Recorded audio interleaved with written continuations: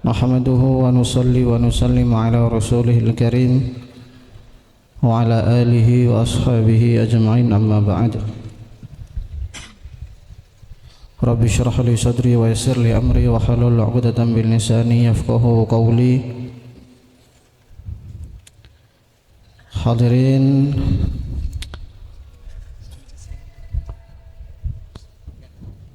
para masyayikh, para asatidzah,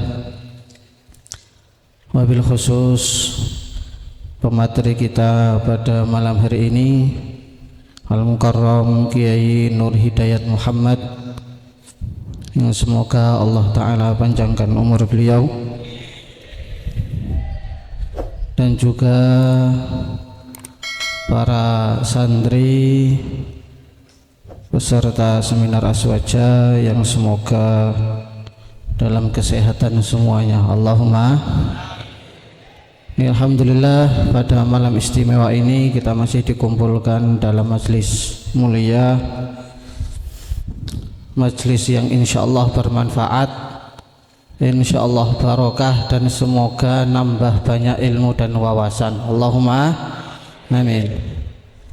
Oke, singkat saja sebelum kita mulai acara ini, saya perkenalkan profil singkat dari beliau pemateri pada malam hari ini.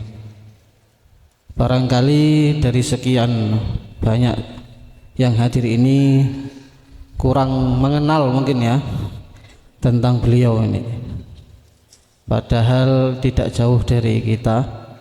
Beliau tinggal di kota Kabupaten Sragen nih, Tonggo Magetan. Cuman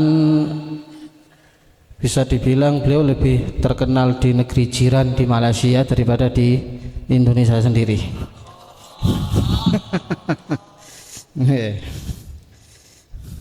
Nggih. Beliau kelahiran Demak, pendidikan dasar formal dan diniyah diselesaikan di tempat kelahiran beliau, yaitu di Kecamatan Bonang, Demak, Jawa Tengah.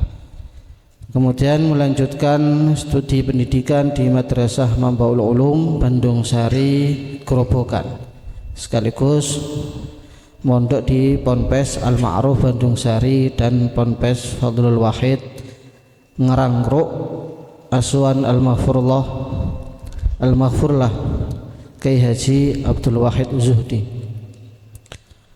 Beliau selain aktif mengajar di beberapa tempat, juga aktif menulis, dan buku yang sudah diterbitkan insyaallah nih banyak yang punya, di perpus juga cukup banyak.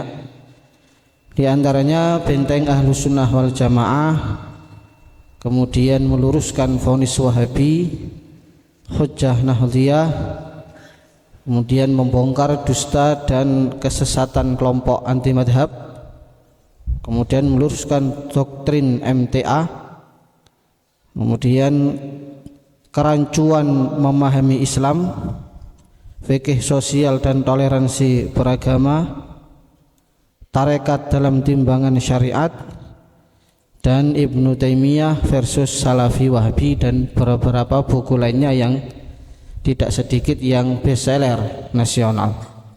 Jadi tentu selain aktif dalam menulis, beliau juga aktif di beberapa lembaga, diantaranya Aswaja Center Jawa Tengah, dan yang terpenting beliau juga banyak malang melintang dalam dunia perdialogan, dunia perdebatan. Beliau beberapa kali berdialog dan berdebat dengan tokoh-tokoh Wahabi, terutama di negeri jiran Malaysia.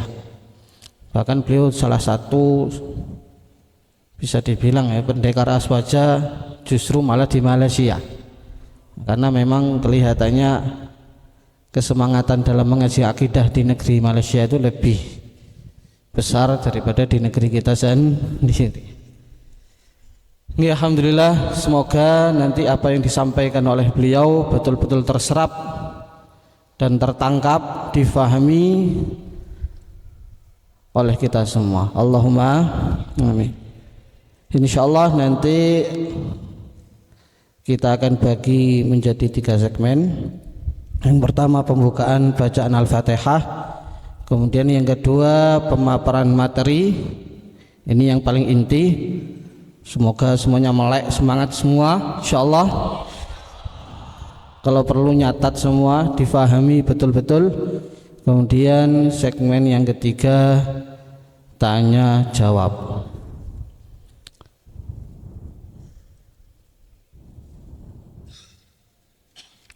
Nggih.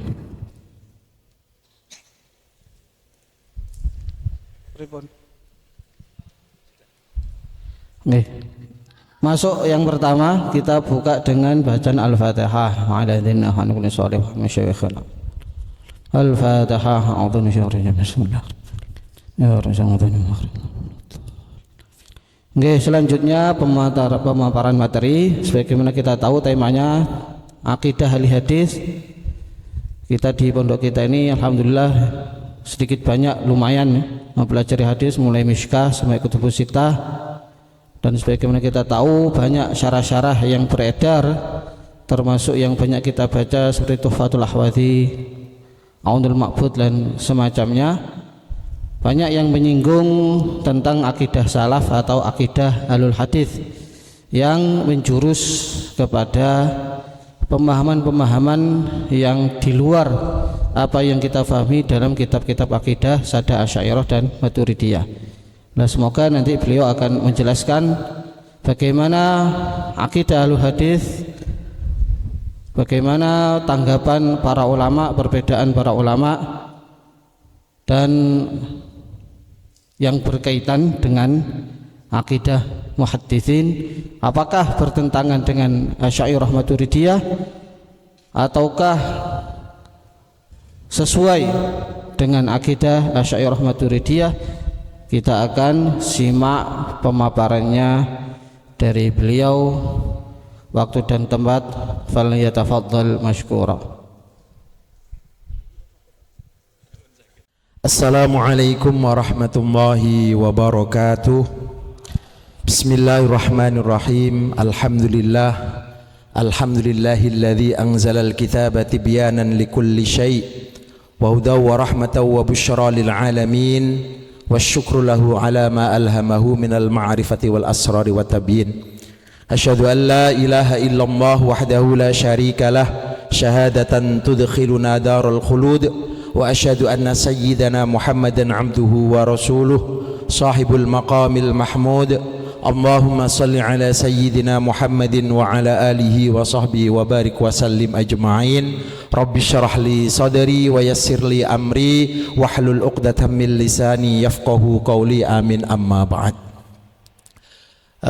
Yang saya muliakan, saya hormati, saya ta'zimkan masyayikh Pondok Pesantren Al-Fatah Temboro. Saya sudah lama ingin datang ke sini dan alhamdulillah Gus Biki malah ngundang saya. Jadi saya bisa tabarukan ke sini. Betul, saya sudah lama ingin datang ke Pondok Temboro karena memang dari dulu saya mendengar cerita tentang Temboro yang luar biasa, karena seakan-akan ini jadi surganya Indonesia kalau menurut saya itu. Alhamdulillah kok malam ini saya diundang. Jadi tanpa babi bu saya iakan. Dan alhamdulillah kok dikasih tema yang agak berat juga nih. Alhamdulillah saya bisa ketemu panjenengan semuanya, kawan-kawan, anak pondok, santri. Kalau biasanya saya mengkaji seperti ini banyak di Malaysia. Memang kalau di Malaysia ini suasananya agak lain sama di Indonesia. Kalau di Malaysia ini debat diskusi itu sudah menjadi hal biasa. Saya mungkin debat di Malaysia itu mungkin kalau enggak 4 atau 5 kali dengan sesama kawan Ahlus Sunnah wal Jamaah tentang Ibnu Arabi, ada diskusi ilmiah, terus kemudian tentang bid'ah hasanah, terus kemudian tentang apakah Asy'ariyah ini Ahlus Sunnah atau tidak, terus kemudian tentang apakah Wahabi ini Ahlus Sunnah atau tidak. Memang beberapa kali kita di Malaysia ada diskusi yang cukup serius sebenarnya, tapi kalau di Indonesia ini agak sulit, nggak tahu apa sebabnya nih. Dan kawan-kawan semuanya, alhamdulillahirabbil alamin, saya bisa berjumpa dengan panjenengan semuanya di majelis ilmu yang insyaallah mubarak ini. Dan tema pembahasan kita adalah tentang akidah ahli hadis. jarang sekali nggih satu kajian membicarakan tentang akidah al-hadis. Memang ada dua kitab yang ditulis oleh Imam Al-Baihaqi dan kitab yang ditulis oleh Imam Abu Uthman As-Sobuni. Mungkin kurang familiar ya, Imam As-Sobuni. As-Sobuni ini populer, bukan Ali As-Sobuni, bukan, Imam Abu Uthman As-Sobuni. Beliau termasuk ulama ahli hadis, pakar ahli hadis. Beliau yang menulis kitab, Imam As-Sobuni menulis kitab Aqidatus Salaf wa Ashabil Hadis. Beliau telah menulis kitab tentang akidah ahli hadis. Kemudian kalau Imam Al-Baihaqi menulis kitab Al-I'tiqad wal Hidayah, itu dijelaskan bahwa ini kitab tentang akidah salaf dan juga akidah ahli hadis. Setahu saya, sepengetahuan saya, cuman kitab dua ini saja yang secara sorry, secara tegas, secara jelas menjelaskan tentang akidah ahli hadis. Tetapi kita perlu tahu bahwa sebenarnya ahli hadis ini tidak memiliki mazhab secara khusus. Makanya dalam judul slide saya tulis Aqidatu Ahlul Hadis sesuai tema yang diminta.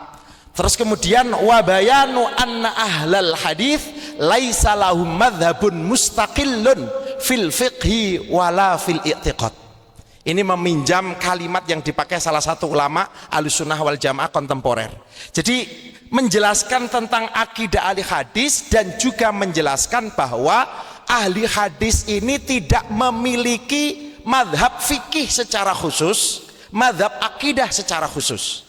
Jenengan lihat madhab fikih yang ada madhab Maliki, madhab Hanafi, madhab Syafi'i, madhab Hambali. Tidak ada madhab fikihnya ahli hadis. Walaupun kita tahu madhab Hambali ini madhab yang paling dekat dengan madhab hadis, tetapi semua tidak memakai istilah madhab ahli hadis. Bahkan dalam akidah atau i'tiqad juga tidak ada madhab secara khusus Asy'ariyah, Maturidiyah, ahlu hadis secara khusus tidak ada.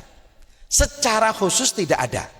Jadi ini penting kita ketahui bahwa memang ahli hadis ini tidak memiliki madhab secara khusus. Tetapi kenapa beberapa ulama menulis bahwa akidah ahli hadis adalah akidah yang hak? Ini yang menjadi pertanyaan kita. Ya, walaupun ahli hadis tidak memiliki madhab secara khusus dalam akidah, tetapi kenapa sebagian ulama kita menulis bahwa akidahnya ahli hadis adalah akidah yang hak? Nah, ini menjadi pembahasan yang insya Allah kita akan membahaskan ini secara cukup luas. Insya Allah membahaskan tentang ini. Terus kemudian yang berikutnya ini muqaddimah. Ini sebagai muqaddimah. Dalam muqaddimah ini, karena saya tidak ingin langsung membahas tentang akidah ahli hadis, saya ingin menjelaskan terlebih dahulu apa itu akidah Ahlussunnah. Secara ringkas, akidah Ahlussunnah adalah akidah Ahlussunnah wal Jamaah adalah ya aqidatus sahabah. Akidahnya sahabat allati talaqqauha, yang mereka terima an nabihim, nabinya yaitu Nabi Muhammad sallallahu alaihi wasallam. Wa talaqqaha anhum man ata ba'dahum min salafil ummah wa khalafiha. Kemudian akidah sahabat ini disampaikan kepada murid-murid mereka, yakni tabi'in, kemudian tabi'in dan seterusnya sampai zaman kita. Itu akidah Ahlussunnah wal Jamaah. Dan ingat kawan-kawan semuanya yang dimuliakan Allah, dalam Islam itu ada 3 ajaran yang paling pokok. 1 akidah, 2 fikih, yang ketiga akhlak atau tasawuf. Kita tahu bahwa syariat ada nasikh mansukh. Syariatnya Nabi Musa dihapus, syariatnya Nabi Isa. Syariatnya Nabi Muhammad menghapus seluruh syariat yang pernah ada. Tetapi akidah tidak pernah ada nasikh mansukh. Akidahnya Nabi Muhammad sama dengan akidahnya para nabi. Kalau Nabi Muhammad mengatakan bahwa Allah wujud, nabi-nabi dulu sebelumnya juga mengatakan Allah itu wujud. Kalau Nabi Muhammad bahwa Allah ini mukhalafah lil hawadis, maka nabi-nabi sebelumnya juga mengatakan sama. Tidak ada nasikh mansukh di dalam akidah. Ini perlu kita ketahui. Maka kalau kita mengikuti akidah Ahlussunnah, yakni akidahnya sahabat, yakni akidah yang diterima dari Rasulullah, yakni akidah yang diterima, ya, akidahnya Rasulullah ini sama dengan akidah-akidah Nabi yang lain, maka akidah kita sama dengan akidahnya Rasulullah, sama dengan akidahnya para nabi-nabinya Allah. Ini akidah Ahlussunnah wal Jamaah. Dan akidah Ahlussunnah wal Jamaah adalah akidah salaf. Kita perlu tahu nggih, salaf tidak pernah menciptakan akidah baru. Tapi akidah salaf adalah akidah yang diterima dari sahabat, sahabat diterima dari Rasulullah Sallallahu Alaihi Wasallam. Itulah yang disebut dengan akidah salaf ahli sunnah wal jamaah. Ini pertama. Kemudian yang berikutnya adalah ahli sunnah wal jamaah. Istilah ahli sunnah wal jamaah ini diambil dari dua hadis. Mungkin kita akan bertanya, siapa yang pertama kali mencetuskan nama Ahlussunnah wal Jamaah? Dalam hadis Nabi kita tidak pernah menemukan, dalam ucapan Al-Khulafaur Rasyidin pun kita juga tidak menemukan. Kalau kita melihat dalam beberapa kitab tafsir, sahabat yang kali pertama menyebut istilah Ahlussunnah wal Jamaah adalah Sayyidina Abdullah bin Abbas. Jenengan bisa lihat dalam beberapa tafsir, salah satunya tafsir Ibnu Katsir. Nanti bisa dibuka nggih. Ketika menafsirkan yauma tabyaddu wujuhu wa taswaddu wujuh, Sayyidina Abdullah bin Abbas mengatakan orang-orang yang tabyaddu wujuhum, yang putih bersinar wajahnya adalah ahlus sunnah wal jamaah. Jadi kalau kita melihat dari sisi sejarah, sepengetahuan kami, banyak juga kawan-kawan kita yang mengatakan bahwa yang pertama kali mencetuskan istilah ahlus sunnah wal jamaah adalah Sayyidina Abdullah bin Abbas. Tetapi istilah ahlus sunnah ini sebenarnya diambil dari dua hadis ini. Ini saya ambil dari kitab karangan Syekh Ahmad Al-Ghursi. Beliau salah satu khirij Azhar, ulama daripada Turki, dan beliau salah satu ulama kontemporer yang gigih membela akidah Asy'ariyah Ahlussunnah wal Jamaah. Beliau mengatakan bahwa istilah Ahlussunnah wal Jamaah itu diambil dari dua hadis. Yang pertama, al-awwal tadi, al-awwal alaikum bisunnati wa sunnatil khulafa'ir rasyidin mim ba'di. Mim ba'di. Hadis sahih. Jadi Ahlussunnah adalah ahli sunnah Nabi dan sunnah al-khulafa'ur rasyidin. Sementara yang kedua, al-jamaah diambil dari hadis Nabi, alaikum bil jamaah fa inna yadallahi ma'al jamaah wa man syadda syadda finnar. Alaikum bil jamaah, ikutilah al jamaah. Jamaah itu siapa? Kelompok besar. As-sawadul a'zam, kelompok besar. Ada sebagian ulama Irak, saya pernah dibantah ini, padahal saya hanya mengutip dari Syekh Ahmad Al-Ghursi. Beliau mengatakan bahwa hadis alaikum bil jamaah ini dhaif.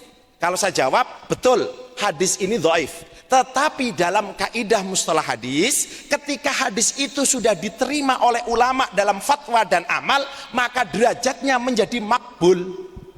Bisa dilihat dalam ilmu mustalah hadis. Hadis yang dhaif, kalau diterima oleh ulama baik dalam fatwa maupun amal, maka derajatnya makbul, bahkan lebih tinggi daripada hadis sahih. Bisa dilihat dalam banyak kitab mustalah hadis. Ini penting membahas tentang penguatan hadis melalui jalan usuli. Ada hadis yang kuat bukan karena mutabi atau syahid dalam kaidah ilmu hadis, tapi dikuatkan karena diterima oleh para ulama, dan hadis ini diterima oleh ulama. Saya hanya mengutip, ya, ini bukan dari saya, ini hanya saya mengutip dari salah satu karangan ulama Ahlussunnah wal Jamaah. Kemudian yang berikutnya adalah ada tiga firqah yang diterima ulama Ahlussunnah wal Jamaah bahwa akidah mereka adalah akidah Ahlussunnah wal Jamaah. Ada tiga, ini saya kutipkan dari Imam As-Safarini Al-Hambali. Beliau masih gurunya Imam Murtadha Az-Zabidi yang mensyarah kitab Ihya Ulumuddin dengan judul apa? Ithafus Sadah Al-Muttaqin. Ini guru beliau. Jadi muridnya ini Asy'ari, gurunya Hambali. Sedikit bicara tentang Imam Murtadha Az-Zabidi. Murtadho Az-Zabidi ini secara fikih beliau mengikut Hanafi. Mestinya akidahnya Maturidi, tapi beliau unik. Fikihnya Hanafi, akidahnya Asy'ari. Itu Murtadho Az-Zabidi. Nah, beliau punya guru namanya Imam As-Safarini. Beliau sezaman dengan Muhammad bin Abdul Wahab. Ya, Muhammad bin Abdul Wahab, beliau orang ulama Hambali, diakui sebagai ulama Ahlussunnah wal Jamaah, dan ada banyak teks semakna dengan ini, banyak sekali. Saya mengumpulkan mungkin ada 6 atau 7 yang mirip seperti ini. Tapi saya katakan bahwa dari ucapan ini Ahlussunnah wal Jamaah thalathu firaqin. Ahlussunnah wal Jamaah ada 3 firqah yang diakui sebagai Ahlussunnah. Firqah yang pertama Al-Athariyah. Lah ini kita mesti tahu ini kelompok yang sering diaku-aku oleh kelompok Wahabi. Itu Al-Athariyah. Wa imamuhum Ahmad bin Hambal radhiyallahu anhu. Tapi sayangnya Athariyah ini kelompok kecil. Athariyah ini kelompok kecil. Kalau kita mau tahu Athariyah yang original, yang original bukan yang versi Wahabi, kita bisa membaca kitab-kitabnya ulama Hambali Azhar.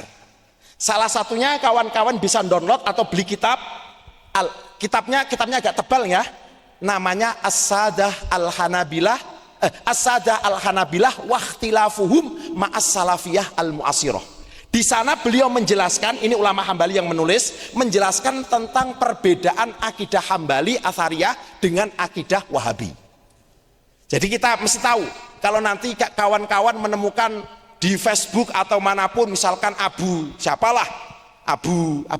biasanya Abu Al-Athari, jangan-jangan Athari ini Wahabi, karena nama Athari ini mau direbut sama mereka. Sekali lagi, kalau kita mau tahu Athariyah yang original, bisa lihat ulama-ulama Azhar yang secara akidah dan fikih pengikut Hambali. Insya Allah cukup banyak. Terus kemudian firqah yang kedua adalah Al-Asy'ariyah wa imamuhum Abul Hasan Al-Asy'ari rahimahullah. Kemudian yang ketiga wal Maturidiyah wa imamuhum Abu Mansur Al-Maturidi. Di antara 3 kelompok Ahlussunnah wal Jamaah ini mungkin yang paling populer adalah Asy'ariyah, karena hampir mayoritas ulama ini pengikut Asy'ariyah dibandingkan mereka mengikut Maturidiyah. Makanya lebih populer Asy'ariyah. Bahkan Wahabi lebih banyak menghantam Asy'ariyah daripada menghantam Maturidiyah. Jadi kita mesti paham nih. Kalau mungkin nanti kawan-kawan bertanya, kenapa kok Ahlussunnah ada 3? Nanti saya jelaskan di belakang. Insya Allah nanti kita akan tahu kenapa Ahlussunnah kok ada 3 kelompok. Tapi kita secara kaidah saya jelaskan begini. Athariyah, Asy'ariyah dan Maturidiyah usul akidahnya sama. Perbedaan mereka antara Athariyah, Asy'ariyah dan Maturidiyah hanya dalam masalah furu'ul akidah. Nanti saya jelaskan di belakang. Nggih? Jadi Athariyah, Asy'ariyah, Maturidiyah usul akidahnya sama. Baik usuluddin atau usul Ahlussunnah wal Jamaah. Perbedaan mereka hanya dalam tataran furu'ul akidah. Perbedaan dalam furul akidah tidak sampai mengeluarkan dari Islam, tidak mengeluarkan dari Ahlussunnah wal Jamaah. Itu ikhtilaf antara Athariyah, Asy'ariyah dan Maturidiyah. Oke, ini sebagai mukadimah. Sekarang kita masuk pembahasan judul yang diminta oleh tuan rumah, akidah ahli hadis. Maka pembahasan akidah ahli hadis ini saya bagi menjadi 3. Salah satu mabahis muhimmah, 3 pembahasan yang penting. Pertama, masdarut talaqi. Mungkin masih terasa aneh nggih istilah masdarut talaqi. Kenapa penting saya jelaskan ini? Supaya kita tahu kerangka perbedaan ulama-ulama kita Ahlussunnah wal Jamaah. Yang pertama adalah masdarut talaqi. Masdar itu apa? Referensi. Talaqi itu penerimaan. Sumber penerimaan akidah. Sumber akidah, mudahnya begitu, terjemah bebasnya. Baina syar'i wal akli. Apakah sumber akidah Ahlussunnah wal Jamaah itu akal, seperti kebanyakan Mu'tazilah, atau syara'? Ini penting kita ketahui. Sering Asy'ariyah ini dituduh bahwa masdarut talakinya ini bukan syarak tapi akal. Itu tidak betul. Masdarut talaki sumber akidahnya Ahlussunnah wal Jamaah salah satunya adalah Asy'ariyah, adalah syarak bukan akal. Syarak bukan akal. Oke. Kemudian pembahasan yang kedua al-aqidah. Masdarut talaki fil aqidah. Akidah nanti akan saya jelaskan bagaimana wa ahkamul ikhtilaf fiha. Apa hukum perbedaan dalam akidah? Supaya nanti kita tahu perbedaan antara Asy'ariyah, Ahlul Hadis dan lain-lain. Kemudian yang ketiga, manhajul istidlal, metodologi dalam berdalil. Fi ta'yidi aqaidi ahli sunnah, dalam menguatkan akidah ahli sunnah wal jamaah. Maka saya tulis dalam kurung itu baina manhaji ahlil hadis wa ahlil kalam. Nah, penting ini. Berarti apa? Sebenarnya kalau kita cerdas, ini sudah ada apa? Semacam kayak clue bahwa perbedaan ahli hadis dengan ahli kalam itu bukan dalam masalah akidah, tapi dalam manhajul istidlal. Penting sekali kita ketahui ini. Dan mungkin kalau jenengan buka kitab-kitab akidah agak jarang yang menjelaskan seperti ini. Biasanya yang penjelasan seperti ini dijelaskan dalam kitab-kitab debat. Biasanya ada ulama Wahabi mengkritik keras Asy'ariyah, kemudian ulama Asy'ariyah menjelaskan. Biasanya akan dijelaskan seperti ini. Dan ini saya ambil juga dari kitab-kitab ulama kontemporer. Ketika membantah kritikan-kritikan dari kelompok Wahabi. Ada nggih, Wahabi itu namanya Dr. Safar Hawali. Beliau katanya takhusus mengkaji akidah Asy'ariyah, menulis kitab akidah Asy'ariyah. Tapi dijawab oleh paling tidak 4 atau ulama Ahlussunnah wal Jamaah. Salah satunya Syekh Salahuddin Al-Idlibi. Terus kemudian Ghais bin Abdillah Al-Ghalibi. Ada beberapa kitab dan saya punya kitabnya semuanya itu. Jawaban mereka bahwa Wahabi, Dr. Safar Hawali ini banyak melakukan tipuan dan fitnah dan juga tidak faham akidah Ahlussunnah wal Jamaah Asy'ariyah. Jadi kita mesti faham. Mereka yang mengkritik kita, kadang-kadang mereka tidak paham akidah kita. Maka ini penting sekali untuk diketahui kawan-kawan semuanya.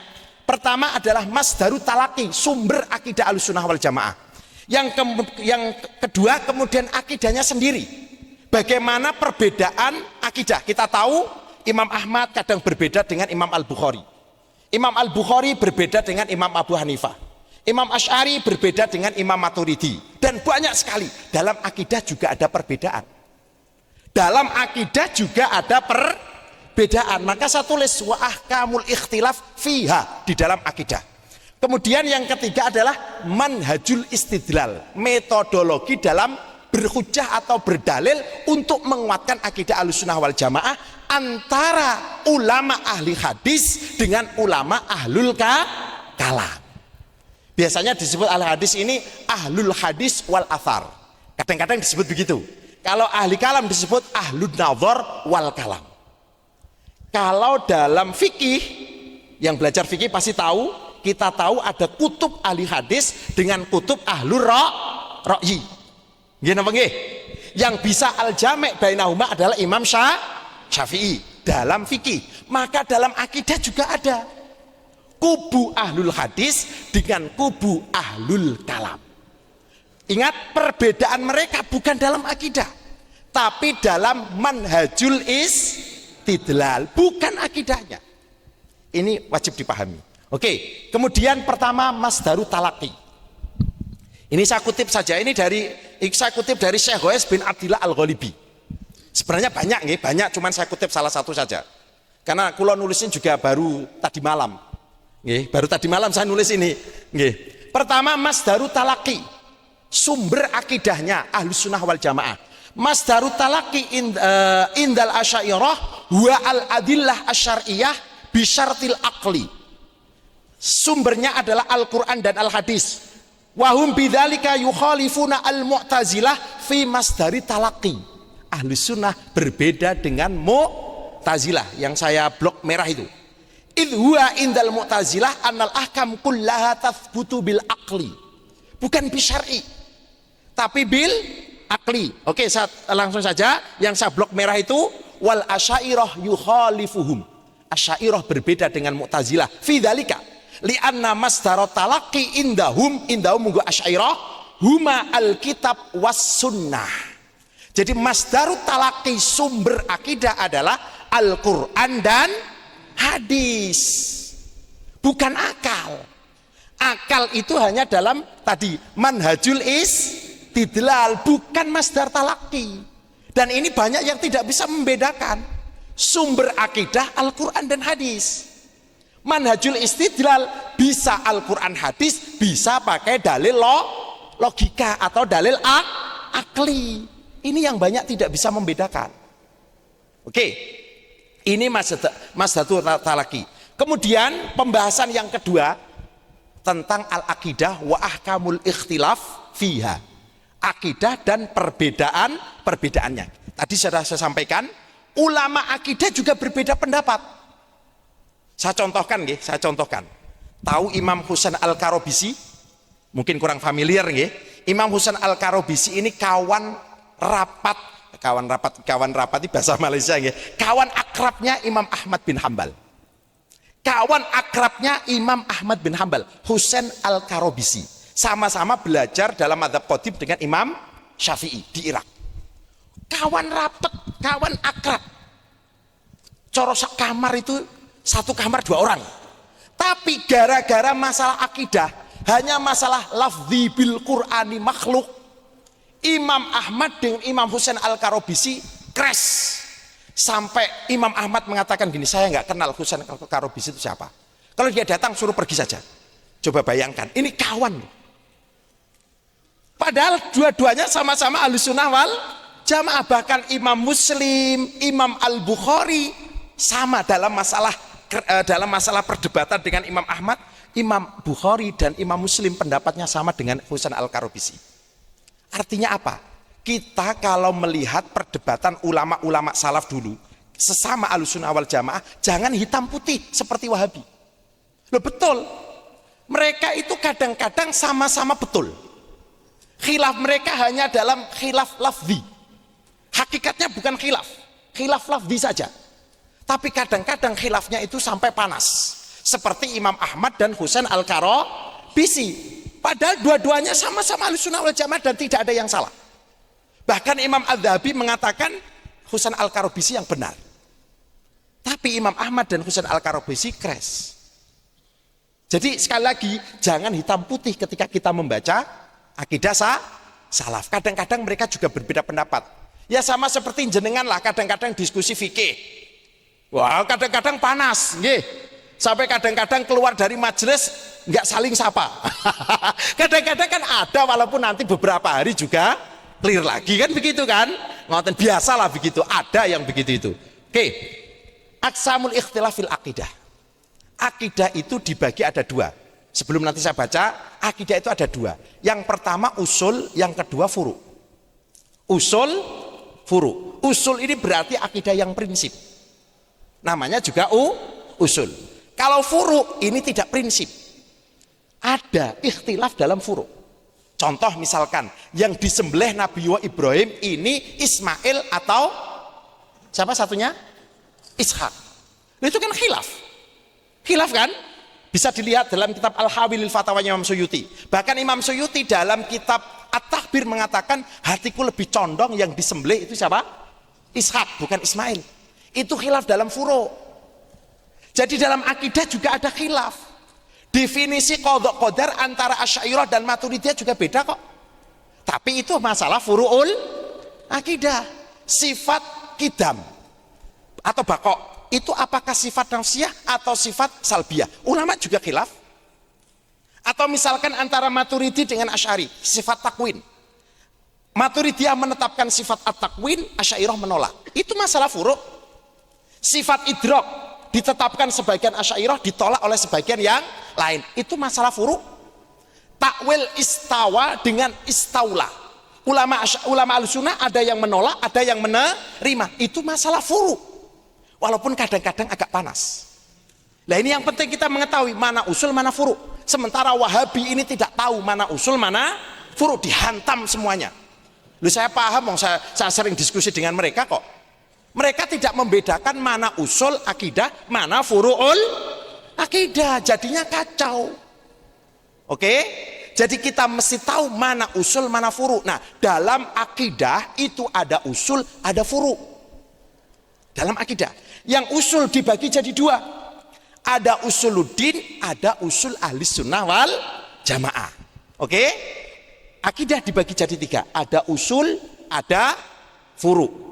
Yang usul dibagi jadi dua, ada usuluddin, ada usul ahli sunnah wal jamaah.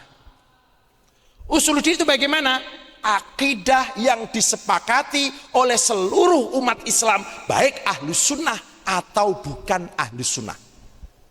Akidah yang disepakati ahli sunnah, Mu'tazilah, Syiah, Karomiyah, dan lain-lain, itu namanya akidah usuluddin.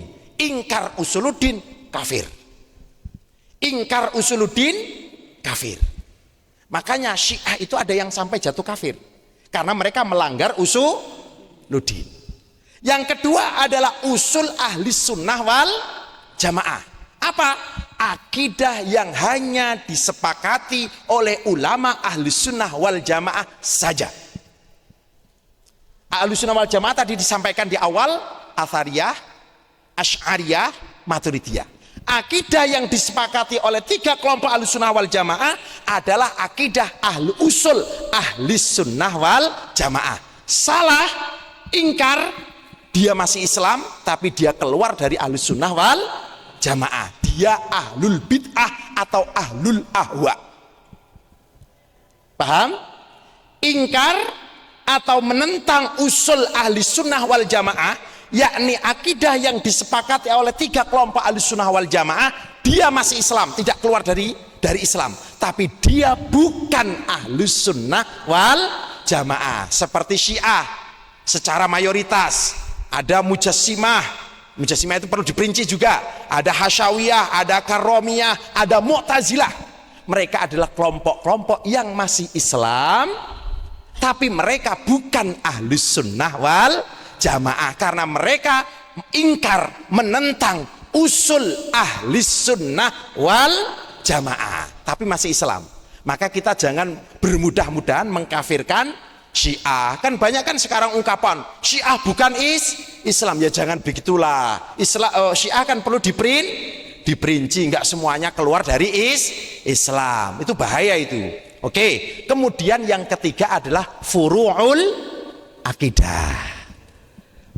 Perbedaan antara Asy'ariyah, Maturidiyah maupun Athariyah itu hanya dalam tataran furu'ul akidah. Walaupun kadang-kadang panas, bahkan saling menyesatkan satu dengan yang lain. Kadang-kadang panas, biasa. Wong kula kali jenengan kadang-kadang beda pendapat juga sakit panas kok. Nggih napa nggih? Lho ngoten. Sama. Dalam furu'ul akidah, contoh yang paling nyata adalah tentang sifat kalam. Tentang sifat kalam. Apakah kalammu itu kalam nafsi, bi ghairi sautin wa harfin, atau kalammu itu bi sautin wa harfin? Nah, itu khilaf furu'ul akidah, bukan khilaf usul akidah. Karena itu Said Muhammad Alawi Al-Maliki dalam Mafahim Yajibu Antusahah mengatakan ada beberapa pembahasan yang mati dibahas. Salah satunya adalah sifat kalam. Imam Ibnu Qudamah Al-Hambali, tahu? Yang punya kitab Al-Mughni Libni Qudamah, ulama besar madhab Hambali, bahkan secara tarekat beliau adalah murid Syekh Abdul Qadir Al-Jilani. Beliau pernah mengkafirkan Asy'ariyah gara-gara dalam masalah kalam. Tapi ulama mengatakan Ibnu Qudamah ini salah paham. Dari dulu nggak ada yang mengkafirkan siapa? Asy'ariyah. Dan ucapan Ibnu Qudamah sering dipakai oleh Wahabi untuk menyerang Asy'ariyah. Saya sampaikan ini supaya paham, jangan kaget kalau tiba-tiba nanti jenengan disampaikan perkataan Imam Ibnu Qudamah yang menghantam siapa? Asy'ariyah. Nah, jangan kaget. Oke. Pertama, innal aqidah tangqasimu ila usulin wa furu'in. Kalau misalkan jenengan bertanya, dari mana saya tahu bisa supaya saya tahu ini dari mana? Jenengan bisa kita buka kitab Ahlus Sunnah Asy'ariyah. Asy'ariyah Ahlus Sunnah. karangan Fauzi Anjari sama Said Sinan. Ada yang tahu, ada yang pernah baca kitab itu? Asy'ariyah Ahlus Sunnah, yang ada kata pengantar Dr. Wahbah Zuhaili, Syekh Ali Jum'ah, nanti bisa dilihat. Ada bab khusus tentang ini. Dan penjelasan ini sangat bagus sekali. Akidah dibagi jadi dua, ada usul, ada furu. Yang saya blok merah itu nanti agak diperhatikan. Wal usul, yang usul tangkosimu kadalik, maksudnya kadalik, menjadi dua juga, ila usuluddin wa usul madhabi ahli sunnah wal jamaah. Oke. Amma usuluddin, yang pertama usuluddin, contohnya apa? Seperti wujud Allah, wahdaniyat Allah, baqa Allah, qidam Allah, hudus alam dan lain-lain. Maka fahukmul mukhalif fiha, yang bertentangan, menentang, ingkar, al-khuruj minal millah, keluar dari agama Islam, bila khilaf, tanpa ada perbedaan, likauniha a'midatuddin wa ususuhu allati yambani alaiha.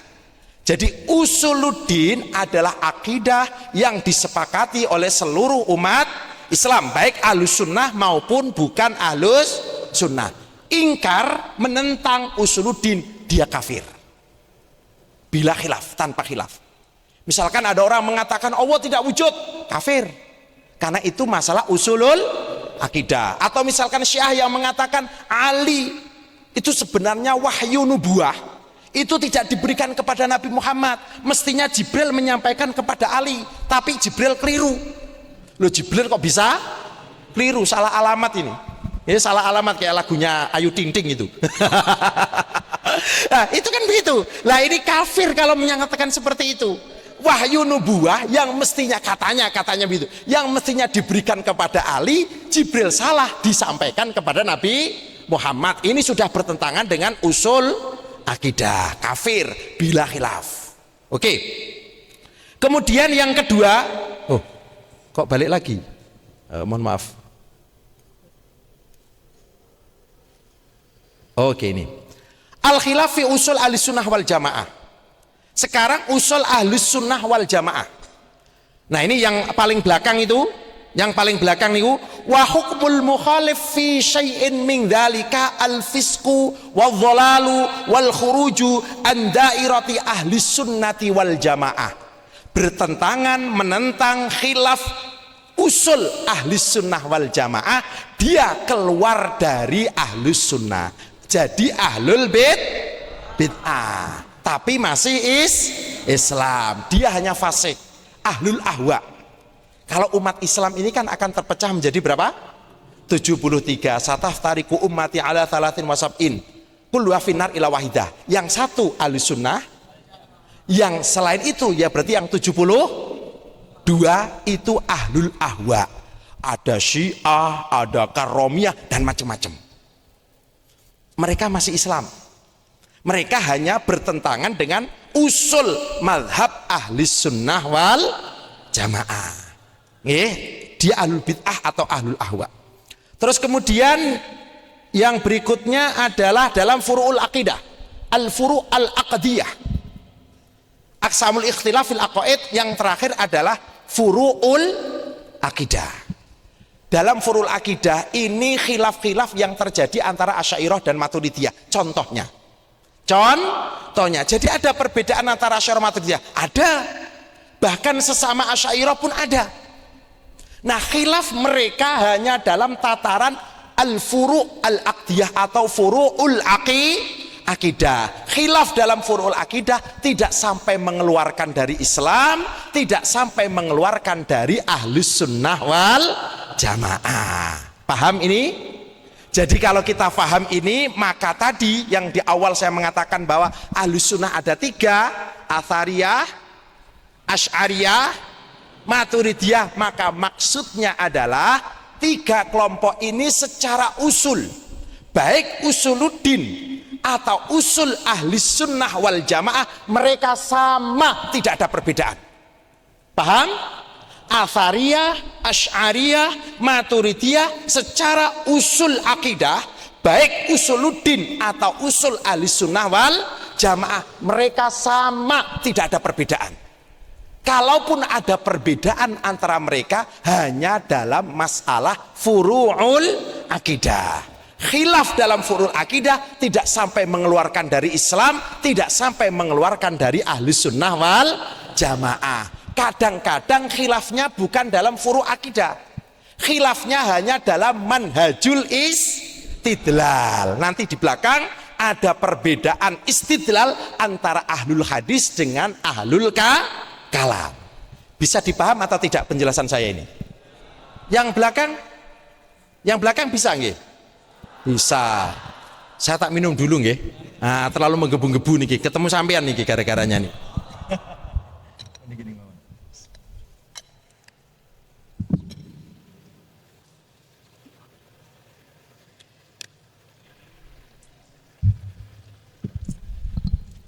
Oke.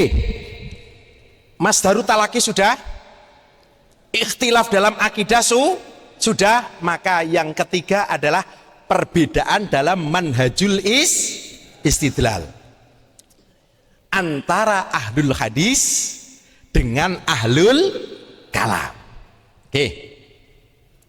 Manhajul istidlal fi ta'yidi aqaidi ahli sunnah wal jamaah. Madhabu ahli sunnah wal jamaah pada masa salaf ini ada dua firqah. Saya yang blok merah itu al-fariq al-awwal ahlul hadis wal athar. Yang saya blok kedua itu al-fariq ats-tsani ahlun nazar. Ahlun nazar ini nama lain dari ahlul kalam karena mereka menggunakan pemikiran logika, dalil-dalil akliyah atau dalil-dalil mantiki. Oke, apa perbedaan antara ini, antara dua kelompok ini? Untuk yang pertama bisa dilihat ahlul hadis wal athar adalah wahum alladzina yaqtasiruna fil istidlal alal aqidah. Bahasanya al istidlal alal aqidah. Nggih, yaqtasiruna mencukupkan diri dalam istidlal dalam akidah alal kitab, Al-Qur'an was sunnah wal ijma. Itu saja. Wala ya'tanuna bidalail al-aqliyah, dan mereka tidak memperhatikan, tidak peduli, menghindari dalil-dalil logika, dalil-dalil mantiki, dalil-dalil kalamnya.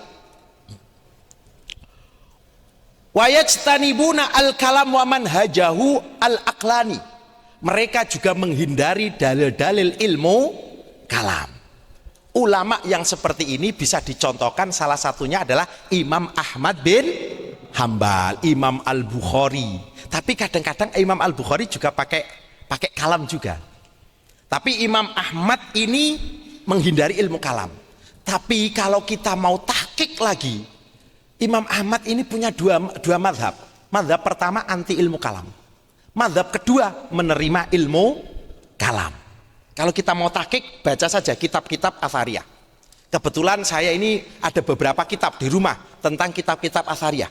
Jadi saya tidak hanya mempelajari kitab-kitab Asy'ariyah maupun Maturidiyah, akidahnya Athariyah pun saya gunakan. Maksudnya saya pelajari juga. Jadi memang banyak yang mengatakan Imam Ahmad ini menghindari ilmu kalam. Tapi kalau kita mau tahqiq, sebenarnya awal-awal memang Imam Ahmad ini menghindari ilmu kalam. Tapi pada akhirnya beliau menerima ilmu kalam. Makanya dalam mazhab Hambali, Athariyah itu ilmu kalam dibagi menjadi dua, sama seperti dalam Asy'ariyah. Ada ilmu kalam mahmud, ada ilmu kalam madhmum. Ilmu kalam mahmud adalah ilmu kalam yang sejalan dengan Al-Quran dan Al-Hadis. Sementara ilmu kalam yang madhmum adalah ilmu kalam yang tidak sejalan dengan Al-Quran dan Hadis, seperti ilmu kalam yang dipakai oleh Mu'tazilah. Oke. Yang kedua adalah ahlun nazar atau ahli kalam. Wa hum alladzina yu'ayyiduna li aqidati ahli sunnah bil manhaj al-kalami. Jadi akidahnya tidak ada perbedaan. Mereka hanya ketika menguatkan akidah Ahlussunnah wal Jamaah dari syubhat-syubhat aliran sesat, mereka berdalil dengan Quran hadis ijma saja atau juga menggunakan dalil-dalil logika. Ulama salaf ada dua manhaj. Kelompok pertama hanya mencukupkan dengan Al-Quran dan hadis dan ijma saja. Tapi kelompok kedua tidak hanya Quran, hadis dan ijma, tapi dalil-dalil logika pun dipakai. Dalil-dalil ilmu kalam dipakai. Kalau kita belajar ilmu mantik, di sana ada muqaddimah sughra, muqaddimah kubra, itu dipakai untuk memperkuat akidah Ahlussunnah wal Jamaah. Jadi akidahnya tidak ada perbedaan antara akidah ahlul hadis dengan akidah ahlul nazar atau ahlul kalam. Perbedaan mereka hanya dalam manhajul istidlal. Karena itu ulama-ulama yang dicontohkan yang mengikut firqah atau kelompok ahlul nazar, satu adalah Imam Abdullah bin Sa'id bin Kullab. Nanti saya sedikit cerita tentang bin Kullab ini. Kemudian Haris al-Muhasibi. Imam Haris al-Muhasibi ini ulama yang jadi idolanya Imam Al-Ghazali. Haris al-Muhasibi sezaman dengan Imam Ahmad bin Hambal. Kemudian Abul Abbas al-Qolanisi, kalau kita bisa tambahkan termasuk Husain al-Karobisi, muridnya Imam Syafi'i. Sedikit cerita tentang Ibnu Kullab. Ibnu Kullab ini ada crash dengan Imam Ahmad bin Hambal, ada ketidakcocokan. Di antaranya adalah karena Ibnu Kullab ini menguatkan akidah Ahlussunnah wal Jamaah dengan ilmu kalam, dan Imam Ahmad ini tidak cocok dengan ilmu kalam. Sampai sekarang termasuk ulama-ulama Hanabilah, termasuk Imam Ibnu Qudamah Al-Hambali, mereka sering sekali mengkritik Imam Ibnu Kullab. Padahal Imam Ibnu Kullab disepakati oleh ulama, beliau termasuk ulama salaf Ahlussunnah wal Jamaah. Banyak penjelasan ulama, testimoni tentang Ibnu Kullab. Tapi karena crash dengan Imam Ahmad, beberapa ulama Hambali sampai sekarang masih benci dengan Imam Ibnu Kullab. Padahal beliau disepakati Ahlussunnah wal Jamaah. Bahkan kalau kita mau jujur, Imam Al-Bukhari dalam ilmu kalam mengambil manhajnya Imam Ibnu Kullab. Testimoni ini dikutip oleh Imam Al-Hafidh Ibnu Hajar Al-Asqalani dalam Fathul Bari. Oke. Kemudian berikutnya, sekarang sedikit bicara tentang ahlul hadis adalah mufawwidhah, tafwid. Tafwid. Wa kullu nassin awhamat tashbiha awwilu awfawid warum tanziha. Tafwid dan takwil. Ahlul hadis ini mufawwidhah, ahli tafwid. Saya hanya kutipkan sedikit saja. Ini Abu Usman Ismail As-Sabuni. Nah, ini yang tadi saya sampaikan itu. Beliau ini ulama pakar ahli hadis, gurunya ulama Asy'ariyah, murid-muridnya juga Asy'ariyah. Ketika beliau mengatakan begini dalam sifat nuzul, wayusbitu ashabul hadis nuzula rabbi. Terakhir, wayakiluna ilmahu illallahi ta'ala. Wakala yakilu. Tafwid, istilah lain dari tafwid. Ulama hadis juga tafwid. Banyak testimoni. Kalau mau tahu tentang ulama-ulama yang tafwid, kalau mau tahu, paling tidak jenengan download aja 2 kitab. Pertama, At-Tatsim wal Mujassimah, karangan Syekh Abdul Fattah bin Qudash Al-Yafi'i. Masih hidup, pernah ke Indonesia, pernah ke Malaysia. Beliau ulama luar biasa, masih hidup, ulama mantan salafi. Kitabnya apa? At-Tatsim wal Mujassimah. At-Tatsim wal Mujassimah. Nanti lihat, beliau nukilkan banyak itu tentang tafwid. Yang kedua, download saja kitab Al-Qaulut Tamam bi itsbati tafwid madhaban lis salaf. Al-Qaulut Tamam bi itsbati tafwid madhaban lis salaf. 2 itu cukup untuk apa? Kalau kita mau tahu siapa ulama-ulama yang tafwid. Oke. Terus kemudian orang mengatakan Ibnu Khuzaimah ini mujassimah. Tidak. Memang ada Imam Ibnu Khuzaimah ini pakar hadis besar, ulama mazhab Hanafi. Sampai Imam Ar-Razi pernah mengkritik kitab beliau, kitab Tauhid itu dianggap sebagai kitab syirik. Tapi banyak ulama yang mengatakan kritikan Ar-Razi tidak tepat. Kritikan Imam Fakhruddin Ar-Razi kepada Imam Ibnu Khuzaimah kurang tepat. Beliau mufawwid. Testimoni ini bisa dilihat ketika beliau mengatakan man lam yuqirra bi annallaha ala arsyihi qad istawa fawqa sab'i samawati fa huwa kafir. Kemudian dikomentari oleh Imam Az-Zahabi bahwa perkataan ini adalah perkataan tafwid. Ini saya nukil dari kitab Syiaru A'lamin Nubala karangan Imam Az-Zahabi. Imam Az-Zahabi ini mufawwid. Imam Az-Zahabi ini secara fikih pengikut Syafi'i, tapi secara akidah beliau bukan Asy'ari, bukan Maturidi. Beliau adalah Athari. Karena itu, karena beliau bukan Asy'ari, beliau tidak bisa menjadi guru di Darul Hadis. Karena yang wakaf di Darul Hadis Damaskus Suriah itu mensyaratkan yang mengajar di Darul Hadis mesti berakidah Asy'ariyah dan pakar hadis. Uniknya yang pernah menjadi guru di Darul Hadis selain Imam Ibnu Shalah, Imam Nawawi, ada Imam Ibnu Katsir. Padahal Ibnu Katsir muridnya Ibnu Taimiyah. Ada lagi Imam Al-Mizzi. Al-Mizzi ini muridnya Ibnu Taimiyah, tapi pernah menjadi guru di Darul Hadis. Ini menunjukkan bahwa Al-Mizzi dan Ibnu Katsir secara akidah pengikut Asy'ari. Nah, tapi sayangnya kitab tafsir Ibnu Katsir tidak dipakai oleh kita, malah dipakai oleh orang-orang yang non Asy'ari. Ini agak kacau ini. Coba lihat Wahabi kajian tafsir Ibnu Katsir. Imam Ibnu Katsir ini fikihnya Syafi'i, akidahnya Asy'ari. Ada banyak testimoni. Saya sudah sering nulis ya tentang akidahnya Imam siapa? Ibnu Katsir. Kemudian yang berikutnya madzhabu ahli hadis fil Quran. Ini sedikit saja karena pembahasan kita hanya tentang ahli hadis saja. Madzhab salaf wal khalaf min ashabil hadis annal Quran kalamullah wa huwa sifatun min sifati dzatihi laisat bibainatin minhu. Maksudnya begini, sifat Al-Qur'an itu termasuk kalam, sifat kalamnya Allah. Kalam itu sifat dzat. Antara ashabul hadis dengan Asy'ariyah sama, bahwa sifat kalam adalah sifat dzat.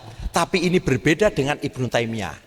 Ibnu Taimiyah mengatakan kalam itu bukan sifat dzat, tapi sifat dzat fi'liyah. Ini panjang kalau dibahaskan dan tidak cukup.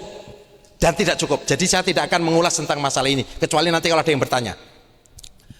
Kemudian yang berikutnya, ilmul kalam indal Asy'ariyah wasilatun ilal maksud. Maknanya apa? Ilmu kalam menurut Asy'ariyah itu bukan akidah, tapi wasilah. Tadi dikatakan sebagai manhajul istidlal, bukan akidah. Ilmu kalam itu bukan akidah. Ilmu kalam ini hanya metode dalam menguatkan akidah Ahlussunnah wal Jamaah. Maka ilmu kalam, fal kalam wasilatun ila amrin maksudin. Ini beda dengan Mu'tazilah. Wa kalamul Mu'tazilah fi aghlabihi bi muqaddimatihi wa nataijihi batilun. Ada perbedaan. Jadi ilmu kalam yang dipedomani Asy'ariyah adalah ilmu kalam yang mahmud, yang sesuai dengan Al-Qur'an dan hadis. Beda dengan ilmu kalam yang dipedomani oleh ulama Mu'tazilah. Ilmu kalam yang dipedomani ulama Mu'tazilah adalah ilmu kalam yang mazmum, yang bertentangan dengan Al-Qur'an dan hadis. Oke. Kemudian yang berikutnya, ini masih ada berapa menit, Gus? Sak cukup ya? Oh nggih. Kemudian manhajul Imam Asy'ari manhajun wasatiyun fil istidlal. Tadi dikatakan salaf, masa salaf ada dua kutub ahli ilmu, yaitu ahlul hadis dan ahlul nazar atau ahlul kalam. Oke, ini masa salaf. Di mana posisi Imam Asy'ari? Karena Imam Asy'ari datang setelah masa salaf. Imam Asy'ari tidak ingkar ilmu kalam, tidak ingkar hadis. Beliau mempelajari hadis, beliau juga mempelajari ilmu kalam. Jalan beliau adalah jalan tengah-tengah, al-jami' bainahuma, mirip dengan Imam Syafi'i. Kalau dalam fikih ya, Imam Syafi'i adalah imam yang bisa menghimpun antara pendapat ahlu hadis, karena Imam Syafi'i pernah belajar kepada Imam Malik. Beliau juga bisa menghimpun ahlu ra'yi, karena beliau pernah belajar kepada Muhammad bin Hasan Asy-Syaibani. Sama Imam Al-Asy'ari dalam akidah, beliau yang menghimpun antara manhaj ahlul hadis dan manhaj ahlul kalam. Beliau menggunakan ilmu kalam, diterima ilmu kalam, tapi ilmu kalam yang sejalan dengan Al-Quran dan hadis. beliau meramu, menyusun dalil akli, dalil nakli, Quran, hadis dan ijma, disusun dengan dalil-dalil logika, dalil-dalil akli untuk memperkuat akidah Ahlus Sunnah wal Jamaah. Itu manhaj Imam Asy'ari. Jadi kalau ditanyakan apakah Imam Asy'ari dan Imam Maturidi memiliki akidah baru, jawabnya tidak. Apakah Imam Asy'ari dan Imam Maturidi membuat bid'ah dalam akidah? Jawabnya tidak. Imam Asy'ari dan Imam Maturidi akidahnya sama dengan akidahnya sahabat, sama dengan akidahnya ulama salaf, sama dengan akidahnya Imam Syafi'i, Imam Malik, Imam Abu Hanifah, Imam Ahmad bin Hambal. Yang baru dari Imam Asy'ari salah satunya adalah metode manhajul istidlal. Beliau menghimpun antara manhaj ahlul hadis dan manhaj ahlul kalam. Jadi kalau dikatakan akidah ahlul hadis itu maknanya akidah ahlus sunnah wal jamaah yang dipedomani ulama ahli hadis. Jadi bukan akidah baru. Asy'ariyah Maturidiyah tidak punya akidah baru, ahli hadis juga tidak punya akidah baru. Bedanya kalau ahli hadis dalam berdalil manhajul istidlalnya iktifa, mencukupkan diri dengan Al-Quran, hadis dan ijma. Sementara Asy'ariyah Maturidiyah atau Imam Asy'ari muassisnya, beliau menghimpun antara dalil-dalilnya ahlul hadis dan dalil-dalilnya ahlul nazar atau ahli kalam. Kenapa mati nih? Minta selesai ini. Oh, nah yang sebelah sana nggak kelihatan ini, saged dianu. Niki mati karena apa nih? Oh, pindah saged. Monggo.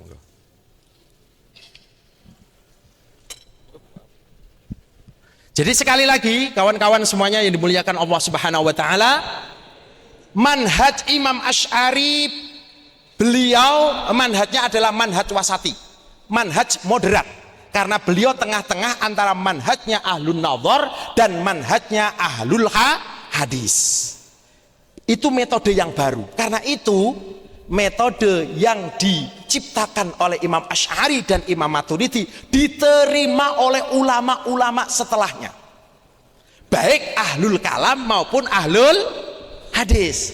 Saya ulang sekali lagi, manhaj Imam Asy'ari adalah menghimpun antara manhaj ahlul hadis dan manhaj ahlul kalam. Karena itu metodologi yang dipakai oleh Imam Asy'ari bisa diterima oleh ulama-ulama setelahnya.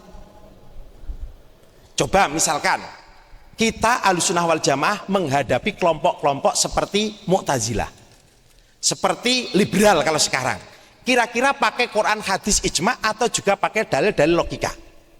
Pakai dalil-dalil logika, itu ilmu kalam. Makanya Imam Asy'ari itu, beliau ini muncul saat Mu'tazilah ini sedang gede-gedenya. Subat-subatnya ini betul-betul pun nggih, niki kula baca niki nggih, niki tulisan di Aqidatul Imam Asy'ari aina yamin aqaidi salaf. Niki kula nggih download nggih. Niki karangan salah satu ulama Azhar tadi. Waqafa al-Imam Abul Hasan al-Asy'ari wasaton bainal aqli wan naqli. Dalil ilmu kalam ahlun nazar dan dalil ahlul hadis. Ai salaka fil istidlal alal aqaid maslakan naqli wal aqli ala wajhi ta'adud. Dalil Al-Quran dan hadis dan ijma dengan dalil logika, dalil ilmu kalam dijadikan satu, saling menguatkan untuk memperkuat akidah Ahlussunnah wal Jamaah dan menjawab syubhat-syubhat aliran sesat. Itu yang baru dari Imam Asy'ari. Makanya beliau bisa diterima. Beliau bisa diterima, ahli hadis bisa menerima, ahli kalam juga bisa menerima. Oleh karena itu yang mengikuti metodenya Imam Asy'ari ini bukan hanya ahli ilmu kalam, ahli hadis juga banyak. Contoh Imam Khatib Al-Baghdadi, tahu nggih? Beliau pakar hadis besar. Secara akidah ulama mengatakan beliau Asy'ari. Ayo, ulama mazhab Malik, salah satu ulama besarnya ahli hadis Imam Ibnu Abdul Bar. Ulama mengatakan tidak ada ulama Malik, mazhab Malik kecuali berakidah Asy'ari. Sampai tahu crashnya Imam Al-Ghazali dengan ulama-ulama Maliki, karena Imam Al-Ghazali kadang-kadang berbeda pendapat dengan Imam Asy'ari. Ulama-ulama Maliki tidak terima. Sampai pernah ada kisah Ihya Ulumuddin mau dibakar. Pernah dengar? Yang kemudian mimpi jumpa Rasulullah, dalam mimpi dipukuli itu dalam apa? Punggungnya. Nggih napa nggih? Itu salah satu sebabnya adalah karena Imam Al-Ghazali kadang-kadang berbeda pendapat dengan Imam Asy'ari. Sementara ulama Maliki agak fanatik. Jadi kalau mau tahu mana yang lebih hak, ulama mazhab Syafi'i atau ulama mazhab Malik terhadap Imam Asy'ari, jawabnya ulama mazhab Malik. Bukan ulama Asy'ari, bukan ulama Syafi'i, walaupun mayoritas ulama Syafi'i berakidah Asy'ari. Tapi kalau ulama Maliki hampir 100% berakidah Asy'ari. Maka agak sedikit fanatik ulama Maliki. Nah, Imam Ibnu Abdul Bar ini ulama Asy'ari. Karena dikatakan oleh ulama tidak ada ulama Maliki kecuali berakidah Asy'ari. Makanya itu tadi, manhajnya Imam Asy'ari ini manhaj yang baru, bukan akidahnya yang baru. Satu manhaj metodologi yang menghimpun antara dalil-dalil ahlul hadis dan dalil-dalil ahlul kalam. Karena itu bisa diterima sepanjang zaman. Kula itu pernah debat dengan orang Kristen.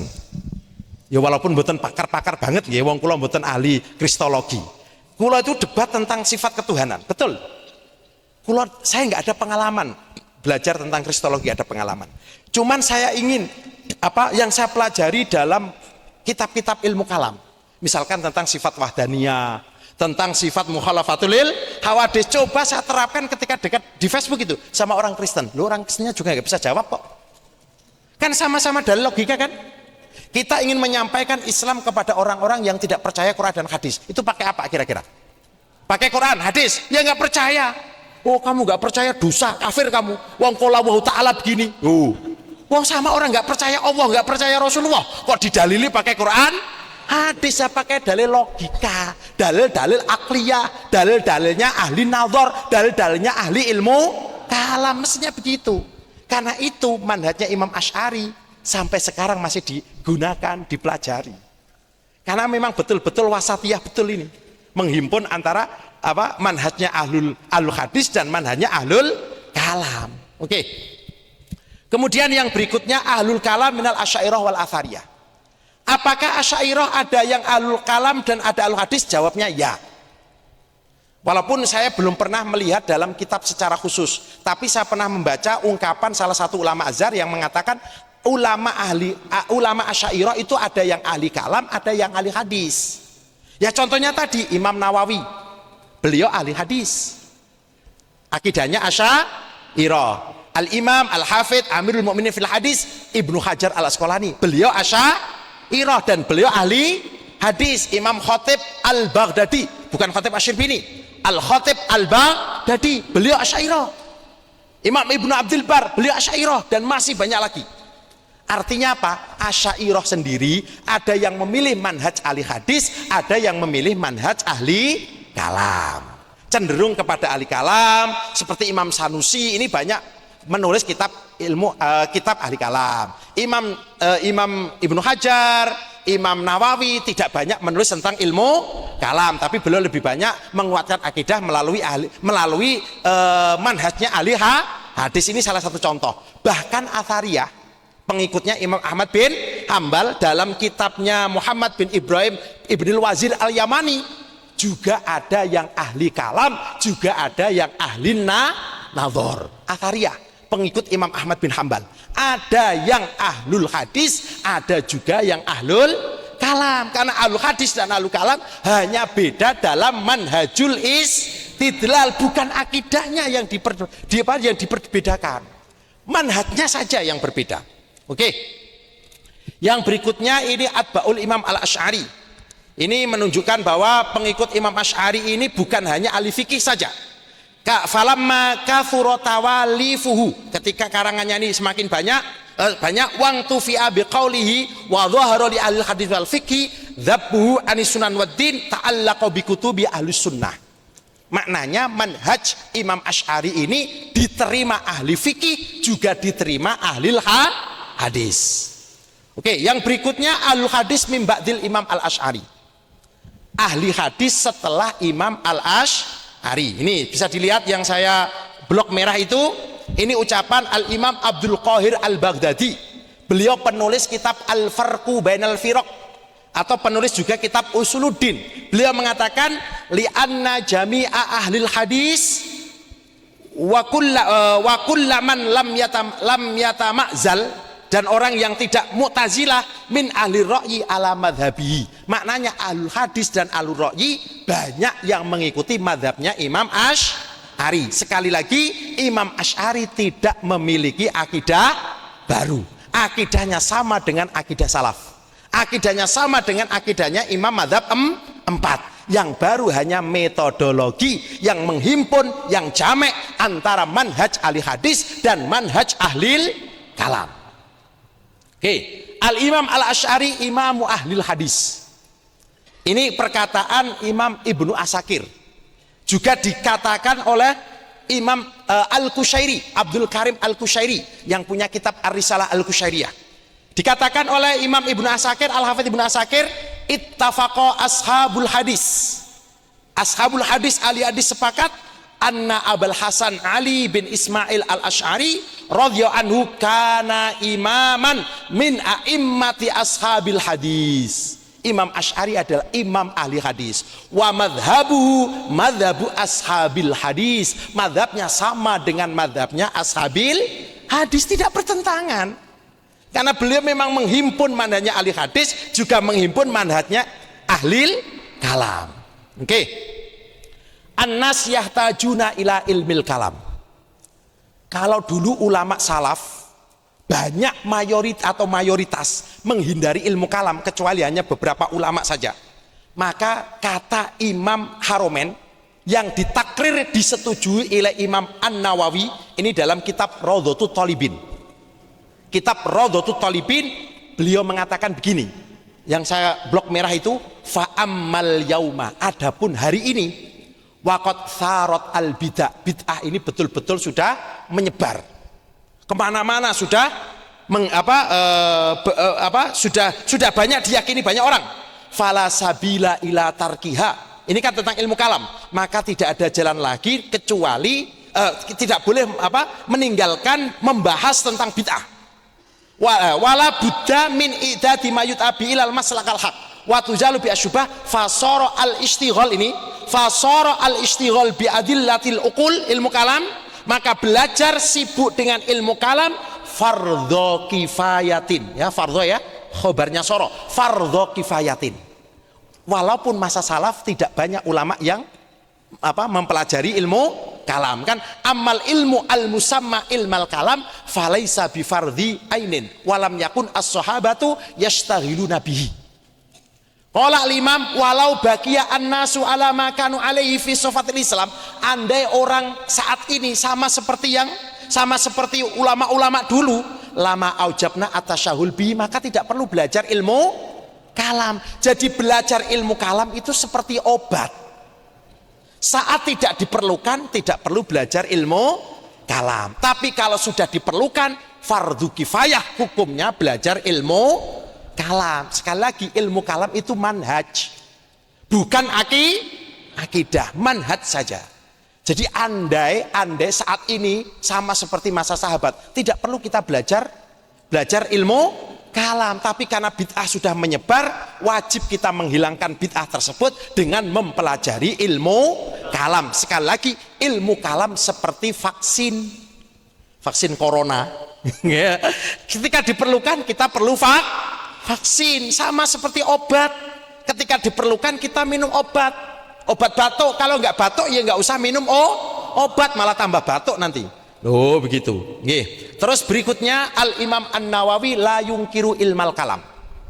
Ini dalam kitab beliau Muqaddimah Majmu'. Lau tasyakkaka wal iyadu billah fi syai'in min usuluddin mimma la budda min i'tiqadi walam yazul syakku ila bi ta'limi dalil matilatil mutakallimin wajib ta'allumu dzalika. Saya ingat ini, dulu ada ulama Asy'ariyah yang berubah menjadi Wahabi. Ada, pernah ngajar di setai Imam Syafi'i Cianjur. Namanya Syekh Abdul Nasir Al-Malibari. Pernah ngajar di Indonesia. Dulu banyak menulis tentang apa? Tentang apa? Ahlus Sunnah wal Jamaah. Tapi beliau sekarang eksodus, pindah ke agak Wahabi atau sudah menjadi Wahabi. Tapi katanya dulu ada ulama Azhar yang sudah mengatakan ini akan jadi Wahabi, orang ini akan jadi Wahabi. Dan betul sekarang cenderung Wahabi. Beliau menyesatkan ilmu kalam. Katanya Imam Nawawi menyesatkan ilmu kalam. Lah ini ucapan Imam Nawawi. Tadi juga ucapan Imam Nawawi. Imam Nawawi walaupun bukan ulama yang berkecimpung di ilmu kalam, tapi beliau mengakui keberadaan atau eksistensi ilmu kalam. Beliau tidak menyesatkan ilmu kalam. Tapi orang-orang Wahabi ini sering menyesatkan ilmu kalam. Oke. Terus kemudian yang berikutnya Al-Imam Al-Baihaqi la yungkiru ilmal kalam. Imam Al-Baihaqi ulama Asy'ariyah. Beliau ahlul hadis, bukan ahli kalam. Beliau juga tidak ingkar ilmu kalam. Ini bisa dilihat. Ketika beliau menjelaskan tentang Imam Syafi'i mengkritik ahli kalam, Imam Malik mengkritik ahli kalam. Beliau mengatakan ilmu kalam yang dikritik Imam Syafi'i, ilmu kalam yang dikritik oleh Imam Malik adalah ilmu kalamnya ahlul bid'ah, bukan ilmu kalam yang sesuai dengan Al-Quran, hadis dan ijma. Uniknya guru dari Imam Malik ini apanya Ibnu Hurmus, itu ulama salaf, guru Imam Malik. Beliau pakar ilmu kalam juga. Jadi ulama salaf itu juga banyak pakar ilmu kalam, tapi tidak banyak menggunakan ilmu kalam karena saat itu belum banyak dibutuhkan. Makanya beberapa ulama ahli hadis agak keras kepada ulama ahli kalam, karena ilmu kalam walaupun mungkin betul tapi saat itu belum dibutuhkan. Tadi saya katakan ilmu kalam seperti vaksin, ilmu kalam seperti obat, dia menjadi penting ketika diperlukan. Nah, gitu. Oke. Yang berikutnya Al-Hafidh Al-Mizzi la yungkiru ilmal kalam. Beliau pakar hadis, terkenal. Kalau yang pernah belajar mustalah hadis, jarh wa ta'dil pasti kenal Imam Al-Mizzi, Al-Hafidh Al-Mizzi.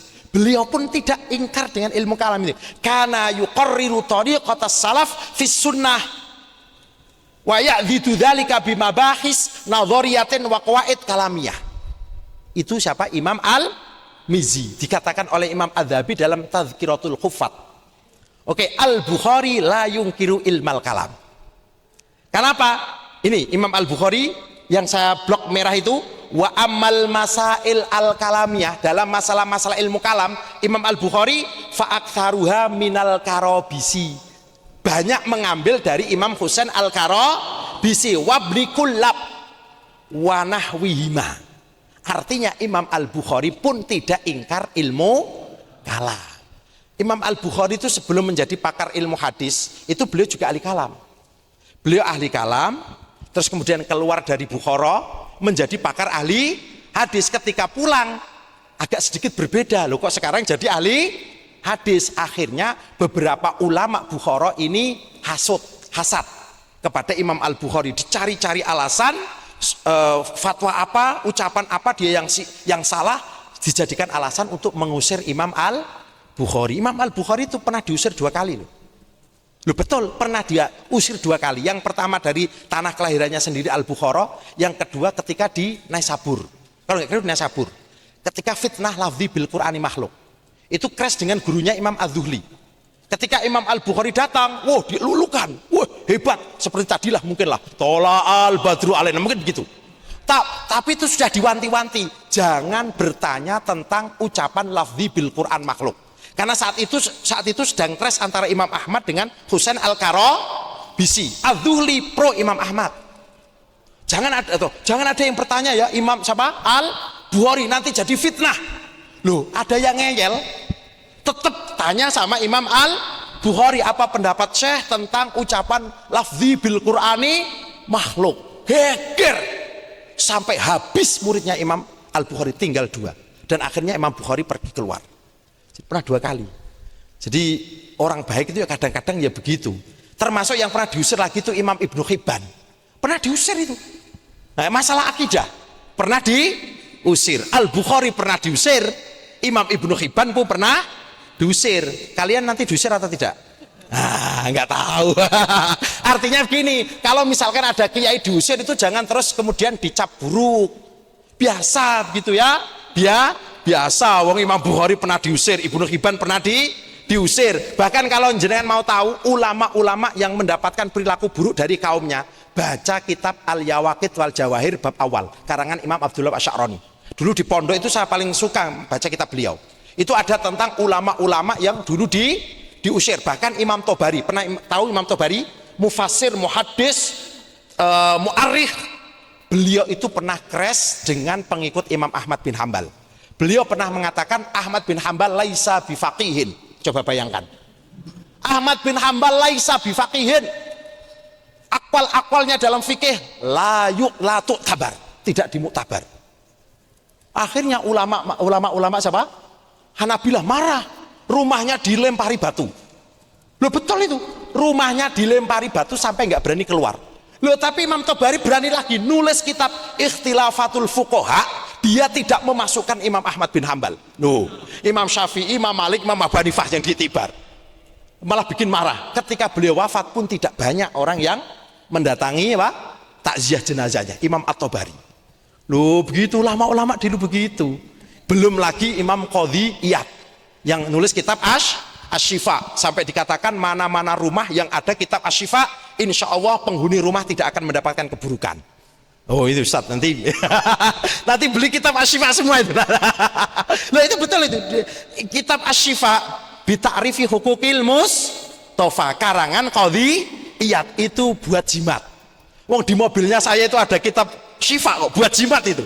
Nah, karena dikatakan ulama mana-mana rumah kok ada kitab Asy-Syifa, insya Allah penghuninya akan diberi keselamatan oleh Allah Subhanahu Wa Taala berkah dari kitab Asy-Syifa. Qadhi Iyad pun juga sama, pernah dituduh sebagai Syiah. Pernah. Oke, ini hanya cerita sedikit lah tentang ulama-ulama dulu.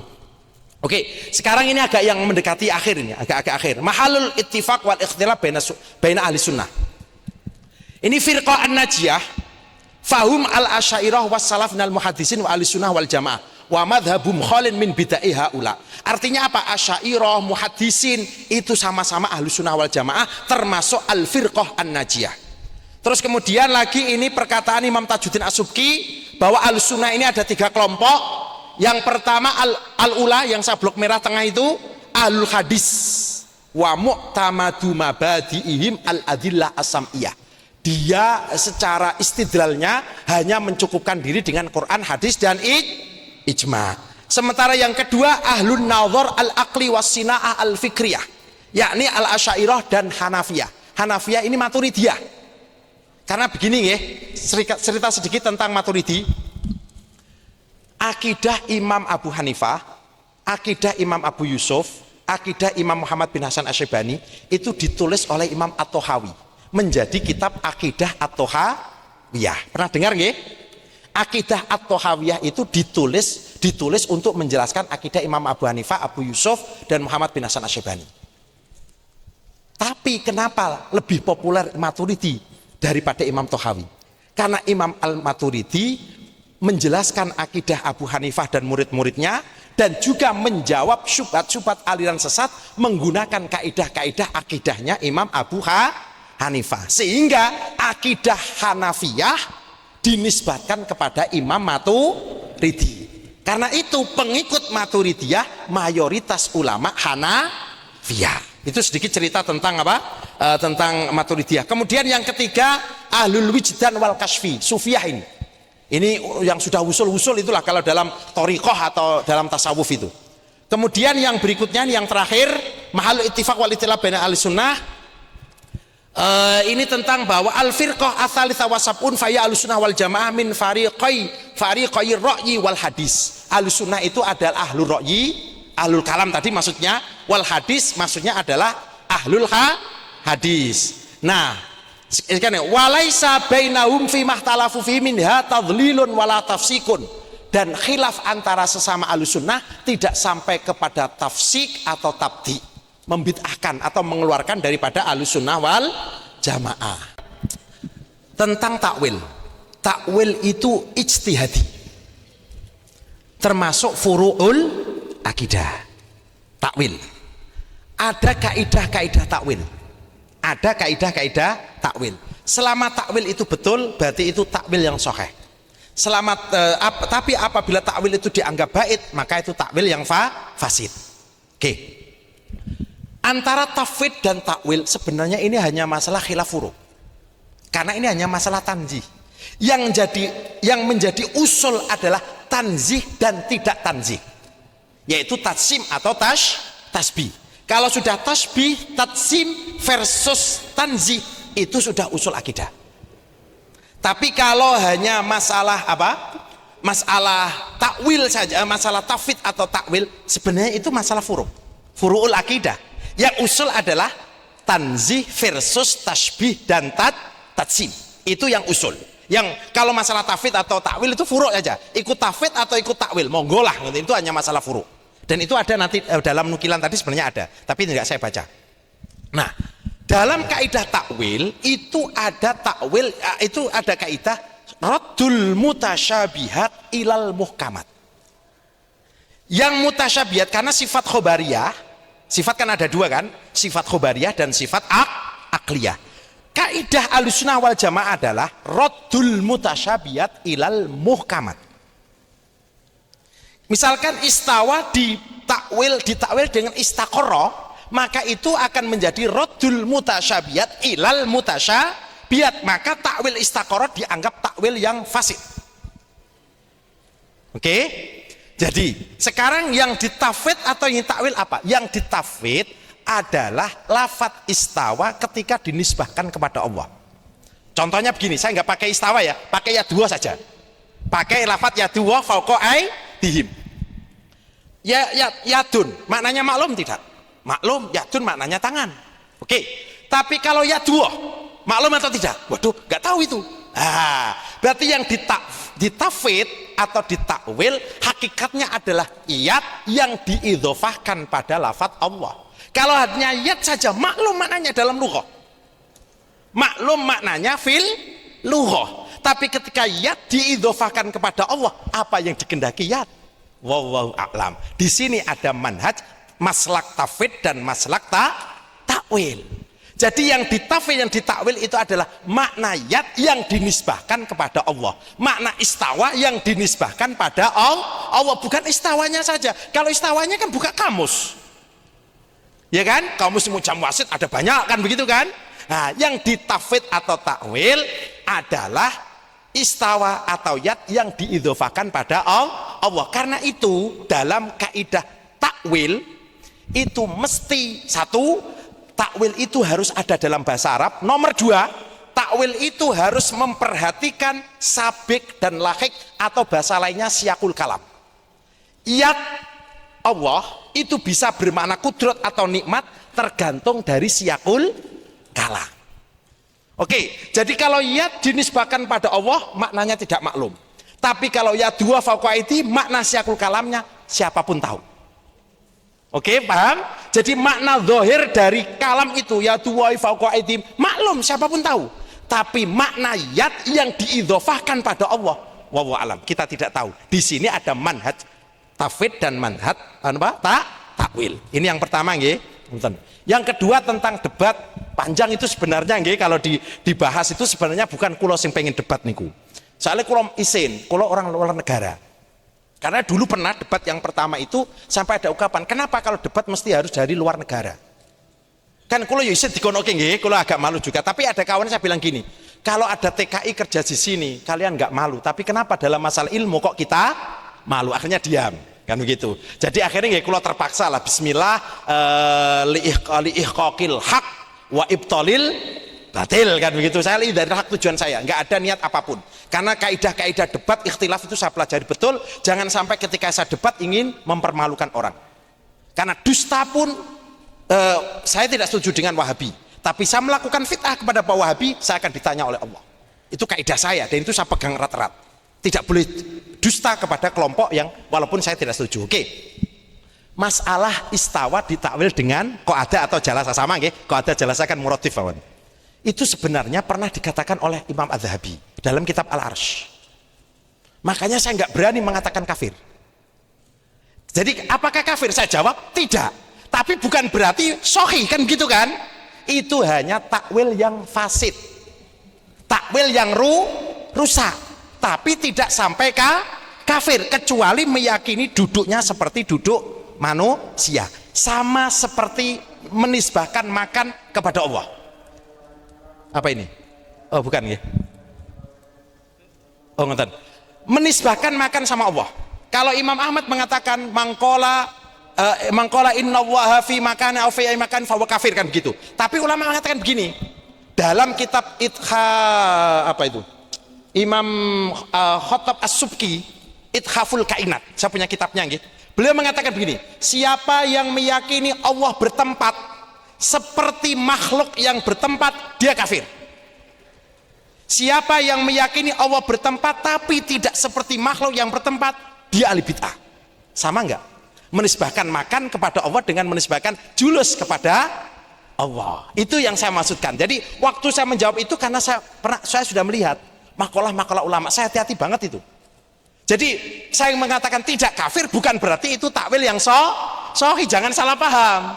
Jadi kalau saya ditanya tafsirnya sama seperti Imam Khattab As-Subki yang mentakwil, yang mengatakan, yang memerinci, siapa yang mengatakan Allah bertempat seperti makhluk yang bertempat, dia kafir. Siapa yang mengatakan Allah bertempat tapi tidak seperti makhluk yang bertempat, dia tidak kafir tapi ahlul bid'ah. Sama. Jadi begini, ikhtilaf itu ada 3. Kalau kita secara detail, ikhtilaf fil adyan, itu perbedaan Islam dan kafir. Ada ikhtilaf fil aqidah.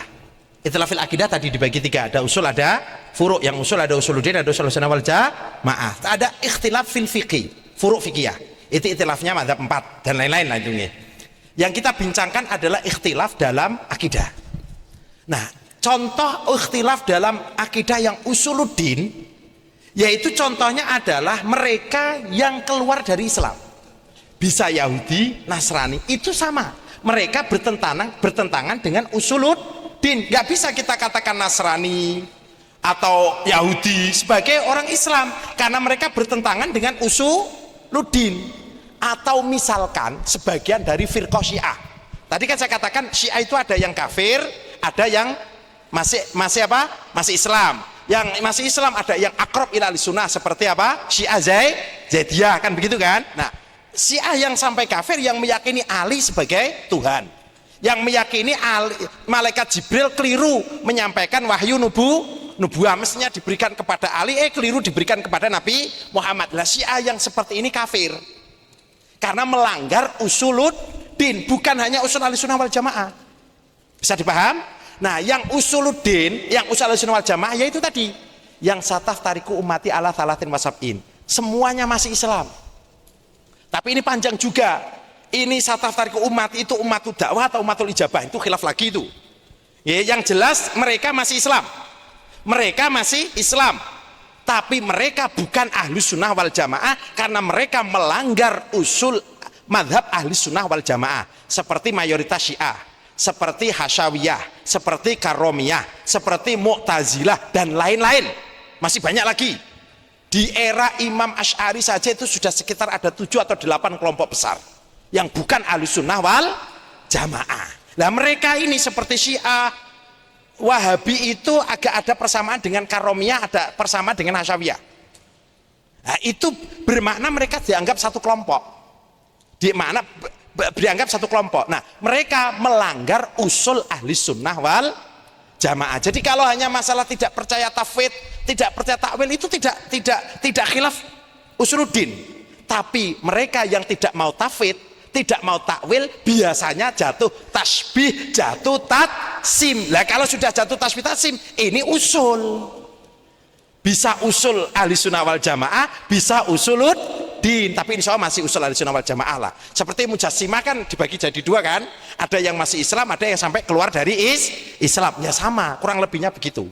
Nah khilaf-khilaf antara sesama Asy'ariyah dengan Maturidiyah, Asy'ariyah, Athariyah itu kebanyakan dalam masalah furu'ul akidah, tidak sampai mengeluarkan dari Ahlussunnah, tidak sampai mengeluarkan dari Islam. Imam Ibnu Syahin seorang pakar hadis bermadzhab Hambali. Beliau pernah mengatakan rojulani solihani bulia bi ashabisu, dua orang laki-laki soleh yang diuji dengan pengikutnya yang buruk. Satu Ja'far As-Shadiq dengan pengikutnya yang menjadi Rafidhah, dan Imam Ahmad bin Hambal yang sebagian pengikutnya menjadi musyabbihah mujasimah. Ini testimoni langsung dari ulama madzhab Hambali. Imam Ibnu Syahin, seorang hafidz hadis besar. Gini, dalam madzhab Hambali itu memang masalah akidah agak sedikit bermasalah. Bukan masalah akidahnya ya bermasalah, maksudnya dalam lingkungan ulama Hanabilah memang pernah terjadi pro kontra. Sekitar tahun 300-400an itu pernah ada kelompok yang digawangi oleh Imam Ibnu Hamid, terus Abu Ya'la, yang populer Abu Ya'la, itu mengklaim bahwa mereka berakidah salaf. Akidahnya Ahmad, akidahnya ulama salaf. Tapi kemudian kelompok kecil ini dibantai sendiri oleh ulama madzhab Hambali. Kalian ini mengotori madzhab Hambali. Sampai madzhab Hambali kotor gara-gara kalian, bahkan dicuci dengan air laut pun tidak bisa bersih. Itu marahnya ulama madzhab Hambali kepada kelompok kecil ini tadi, pecahan kecil as-salafiyah. Kemudian kelompok ini ditutup rapat-rapat. Tahun 700 muncul Syekh Ibnu Taimiyah. Ibnu Taimiyah ini masih pro kontra. Ada yang mengatakan beliau ini memang dhalalah, sesat, dhalun mudhillun, sesat menyesatkan, seperti madhabnya Al-Khisni yang menulis apa? Kifayatul Akhyar, Imam Ibnu Hajar. Tapi ada yang mengatakan beliau ini ya ulama itu ya ada salahnya lah. Dia mas baik, tapi lahu bid'aun wa dhalalat. Dia memiliki bid'ah dan kesesatan. Ada yang agak lebih soft lah, agak lebih kalem menyikapi Ibnu Taimiyah. Nah, Ibnu Taimiyah ini mengangkat kembali akidahnya kelompok as-salafiyah tadi dengan lebih kuat. Dan kemudian akidah Ibnu Taimiyah dipelajari oleh pengasas atau muassis Wahabi, yakni Muhammad bin Abdul Wahab. Ibnu Taimiyah itu kata Syekh Ahmad Al-Ghursi terkenal sering keliru menisbahkan ucapan salaf. Ibnu Taimiyah dengan kealimannya sering mengklaim ini akidah salaf, ini akidah salaf, ini akidah salaf. Tapi ketika dicek ternyata bukan seperti itu akidah salaf. Sama seperti kelompok yang tadi sekitar tahun 300 tadi, yang kemudian ditutup rapat-rapat oleh madzhab Hambali. Dengan keilmuannya yang hebat Ibnu Taimiyah, tapi sering menisbahkan perkataan salaf tapi keliru. Nah, Wahabi banyak mempelajari kitabnya Ibnu Taimiyah. Jadi kalau Ibnu Taimiyah mengatakan ini akidah salaf, Wahabi pun ini salaf. Jadi salaf yang dipahami Wahabi adalah salaf versi Ibnu Taimiyah. Sampai begini, Syekh Abdul Fattah B. Qudus Al-Yafi'i itu mantan salafi, sampai mengatakan begini, Ibnu Taimiyah itu menurut Wahabi seperti Nabi. Loh, ini yang ngomong mantan salafi Wahabi loh ya. Ibnu Taimiyah seperti Nabi. Kalau dikatakan ini perkataan Imam Syafi'i kan manusia bisa salah. Kan gitu. Ini yang melakukan Abdullah bin Umar Tabarruk kan ya bisa salah. Nyatanya sahabat-sahabat senior yang nggak melakukan. Tapi kalau dikatakan ini perkataan Ibnu Taimiyah, sami'na wa ata'na. Jadi Ibnu Taimiyah tidak pernah diklaim Nabi oleh mereka, tapi dikedudukan seperti Nabi. Tidak mengatakan Nabi loh ya, tapi di perkataan Ibnu Taimiyah seperti dianggap Nabi. Maka kesesatan dan bid'ahnya Ibnu Taimiyah selalu ditolong oleh kelompok Salafi Wahabi dan dibela mati-matian. Padahal banyak perkataan beliau yang Ibnu Taimiyah itu malah justru cenderung kepada kelompok sesat Karomiyah. Yang unik, Ibnu Taimiyah itu mengkritik Imam Ar-Razi dalam kitab Asasut Taqdis, kan dikritik kan. Anehnya itu kan Ar-Razi kan sedang mengkritik aliran sesat. Kenapa Ar-Razi yang dikritik? Dan mana kritikan Ibnu Taimiyah kepada kelompok sesat Karomiyah? Ini yang aneh. Gitu loh nggih, niki kalau kita mengulik beberapa kesesatan dari Syekh Ibnu Taimiyah, tapi kita mengakui kealiman beliau. Oke nggih. Nah, Wahabi kemudian Ibnu Taimiyah sebagai tokoh utama dalam akidah mereka itu akan mengambil perkataan-perkataan ulama salaf yang seakan-akan sama, dipotong-potong sedikit-sedikit. Contohnya kitab Khalqu Af'alil Ibad karangan Imam Al-Bukhari. Memang Imam Al-Bukhari ada perbedaan dengan Asy'ariyah, ada.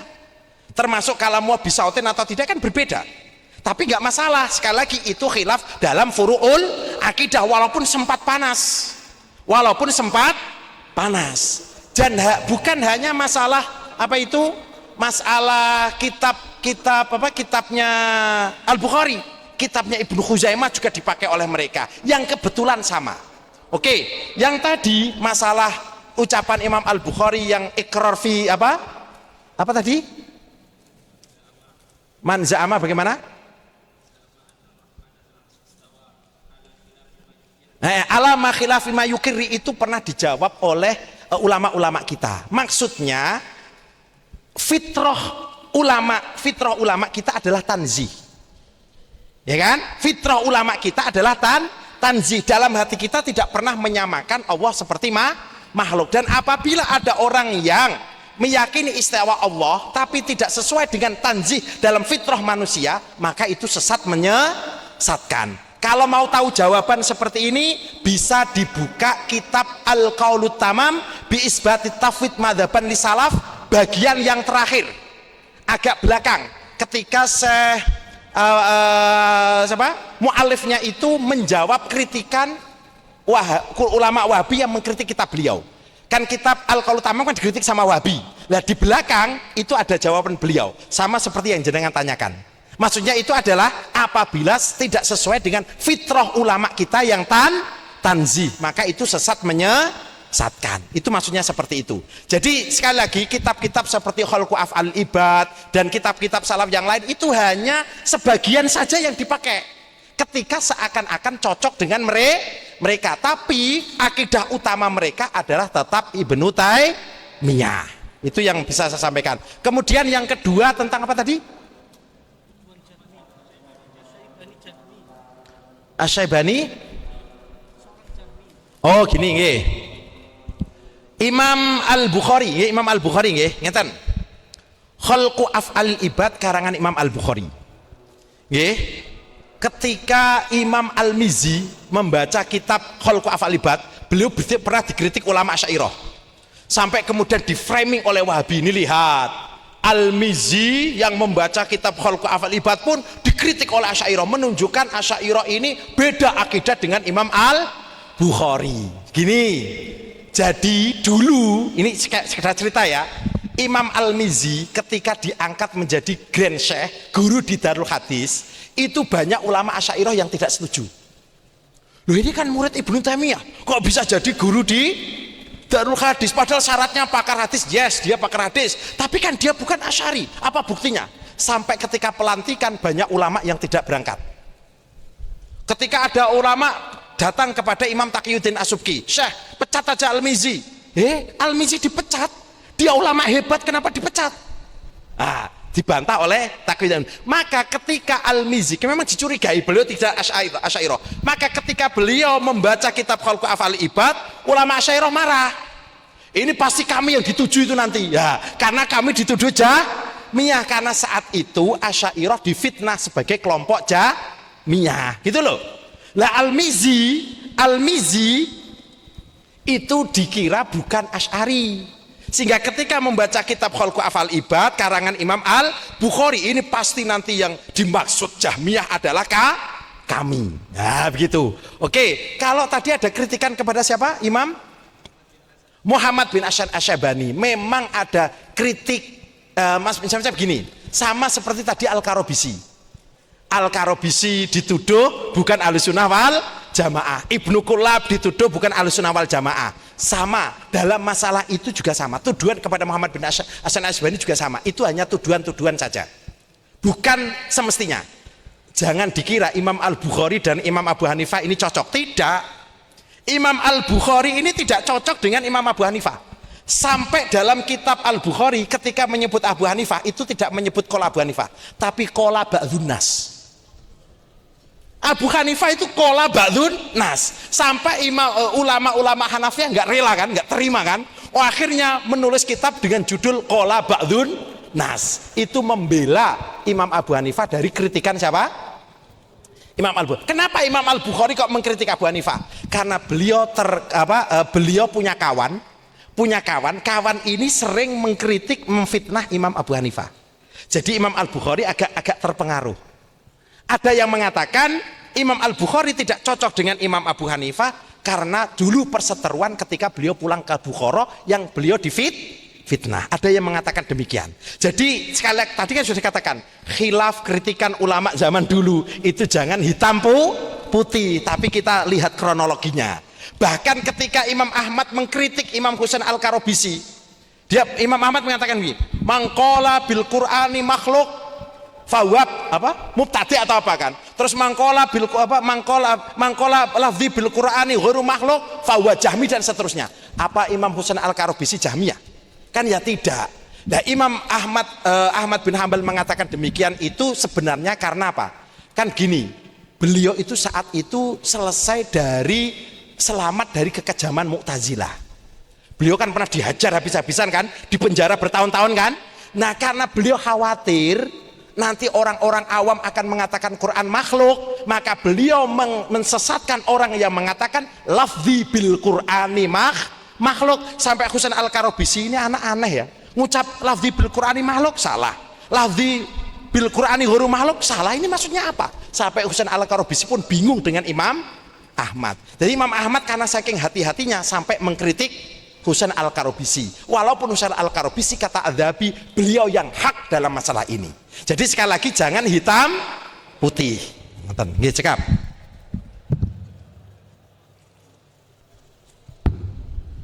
Nih kalau ada komentar para ulama itu jangan serius-serius lah gitu. Nggih, terakhir apa dua lagi? Oke, monggo. Bismillah. Hai, nama saya Agung dari Gorontalo. Izin bertanya. Tadi mengenai materi dan yang selama ini kami dengar bahwasanya Ahlus Sunnah wal Jamaah itu ketika akidah bermadzhab Asy'ari atau Maturidi, kemudian dalam fikih berpedoman pada 4 mazhab ini. Pertanyaannya, gimana kalau ada orang dia berakidah Asy'ari tapi tidak mau bermadhab, dan begitu pun sebaliknya, dia bermadhab Syafi'i tapi tidak mau berakidah Asy'ari. Oke, nanti saya jawab sekalian pertanyaan kedua tadi agak lupa nggih. Ngeten nggih. Imam Az-Zabidi pernah mengatakan idza utliqa ahlus sunnah fal murad bihim al asy'ariyah wal maturidiyah. Kenapa tidak menyebut Athariyah? Aneh nggih. Padahal beliau murid dari Imam As-Safarini. Ulama mengatakan begini, mungkin karena Athariyah ini kecil. Athariyah ini kelompok kecil. Mayoritas ulama itu tetap Asy'ariyah dan Maturidiyah, dan perbedaan antara Asy'ariyah Maturidiyah dengan Athariyah itu juga hanya masalah furu, sehingga Athariyah tidak dianggap sebagai Ahlus Sunnah Jamaah, bukan bermakna dikeluarkan dari Ahlus Sunnah wal Jamaah, karena secara usuluddin dan usul Sunnah Jamaah mereka sama, dan mereka juga kelompok kecil. Ada sebab-sebabnya, itu sudah dijelaskan oleh Imam Abu Zahra. Sebabnya salah satunya adalah karena dalam mazhab Hambali dulu beberapa ulama mazhab Hambali biha sampai dikatakan tidak disebut Hambali kecuali mujassim. Itu karena ada ulamanya apa? Yang dulu terpapar tasbih dan tatsim, sehingga banyak yang menghindari mazhab Athariyah. Itu mungkin begitu. Oke, ya kemudian yang pertanyaan yang terakhir tadi. Jadi Ahlus Sunnah wal Jamaah ngeten nggih. Kenapa kok kita ada ajaran Islam ada 3 yang utama pokok? Akidah, hadis, tasawuf. Karena itu berdasarkan hadis Jibril. Dalam Arba'in Nawawi kan pasti ada kan ya? Akhbirni anil iman, akidah. Akhbirni anil Islam, fikih. Akhbirni anil ihsan, tasawuf. Antak budawah ka'annaka tarahu fa ilam takun tarahu fa innahu yaraka. Ahlus Sunnah wal Jamaah mesti 3-3-nya. Kalau tidak dalam 3-3-nya, maka dia tidak Ahlus Sunnah wal Jamaah 100%. Contoh Imam Az-Zamakhsyari. Pernah dengar? Imam Az-Zamakhsyari secara fikih beliau pengikut Hanafi, Ahlus Sunnah kan? Tapi secara akidah beliau Mu'tazilah. Berarti akidahnya bukan Ahlus Sunnah wal Jamaah. Walaupun ada khilaf. Ada yang mengatakan Az-Zamakhsyari itu akhir hayatnya taubat, kembali ke Ahlus Sunnah, karena beliau kawin dengan perempuan Ahlussunnah wal Jamaah dikasih pertanyaan dan lain-lain lah kan gitu. Ada yang mengatakan beliau jomblo, termasuk al ulama al uzab itu, ulama jomblo. Iya, Imam Nawawi jomblo, Imam Suyuti jomblo, Az-Zahmasari juga jomblo katanya begitu. Jadi ada yang mengatakan Az-Zahmasari tidak taubat. Oke, sama seperti Ibnu Rushd.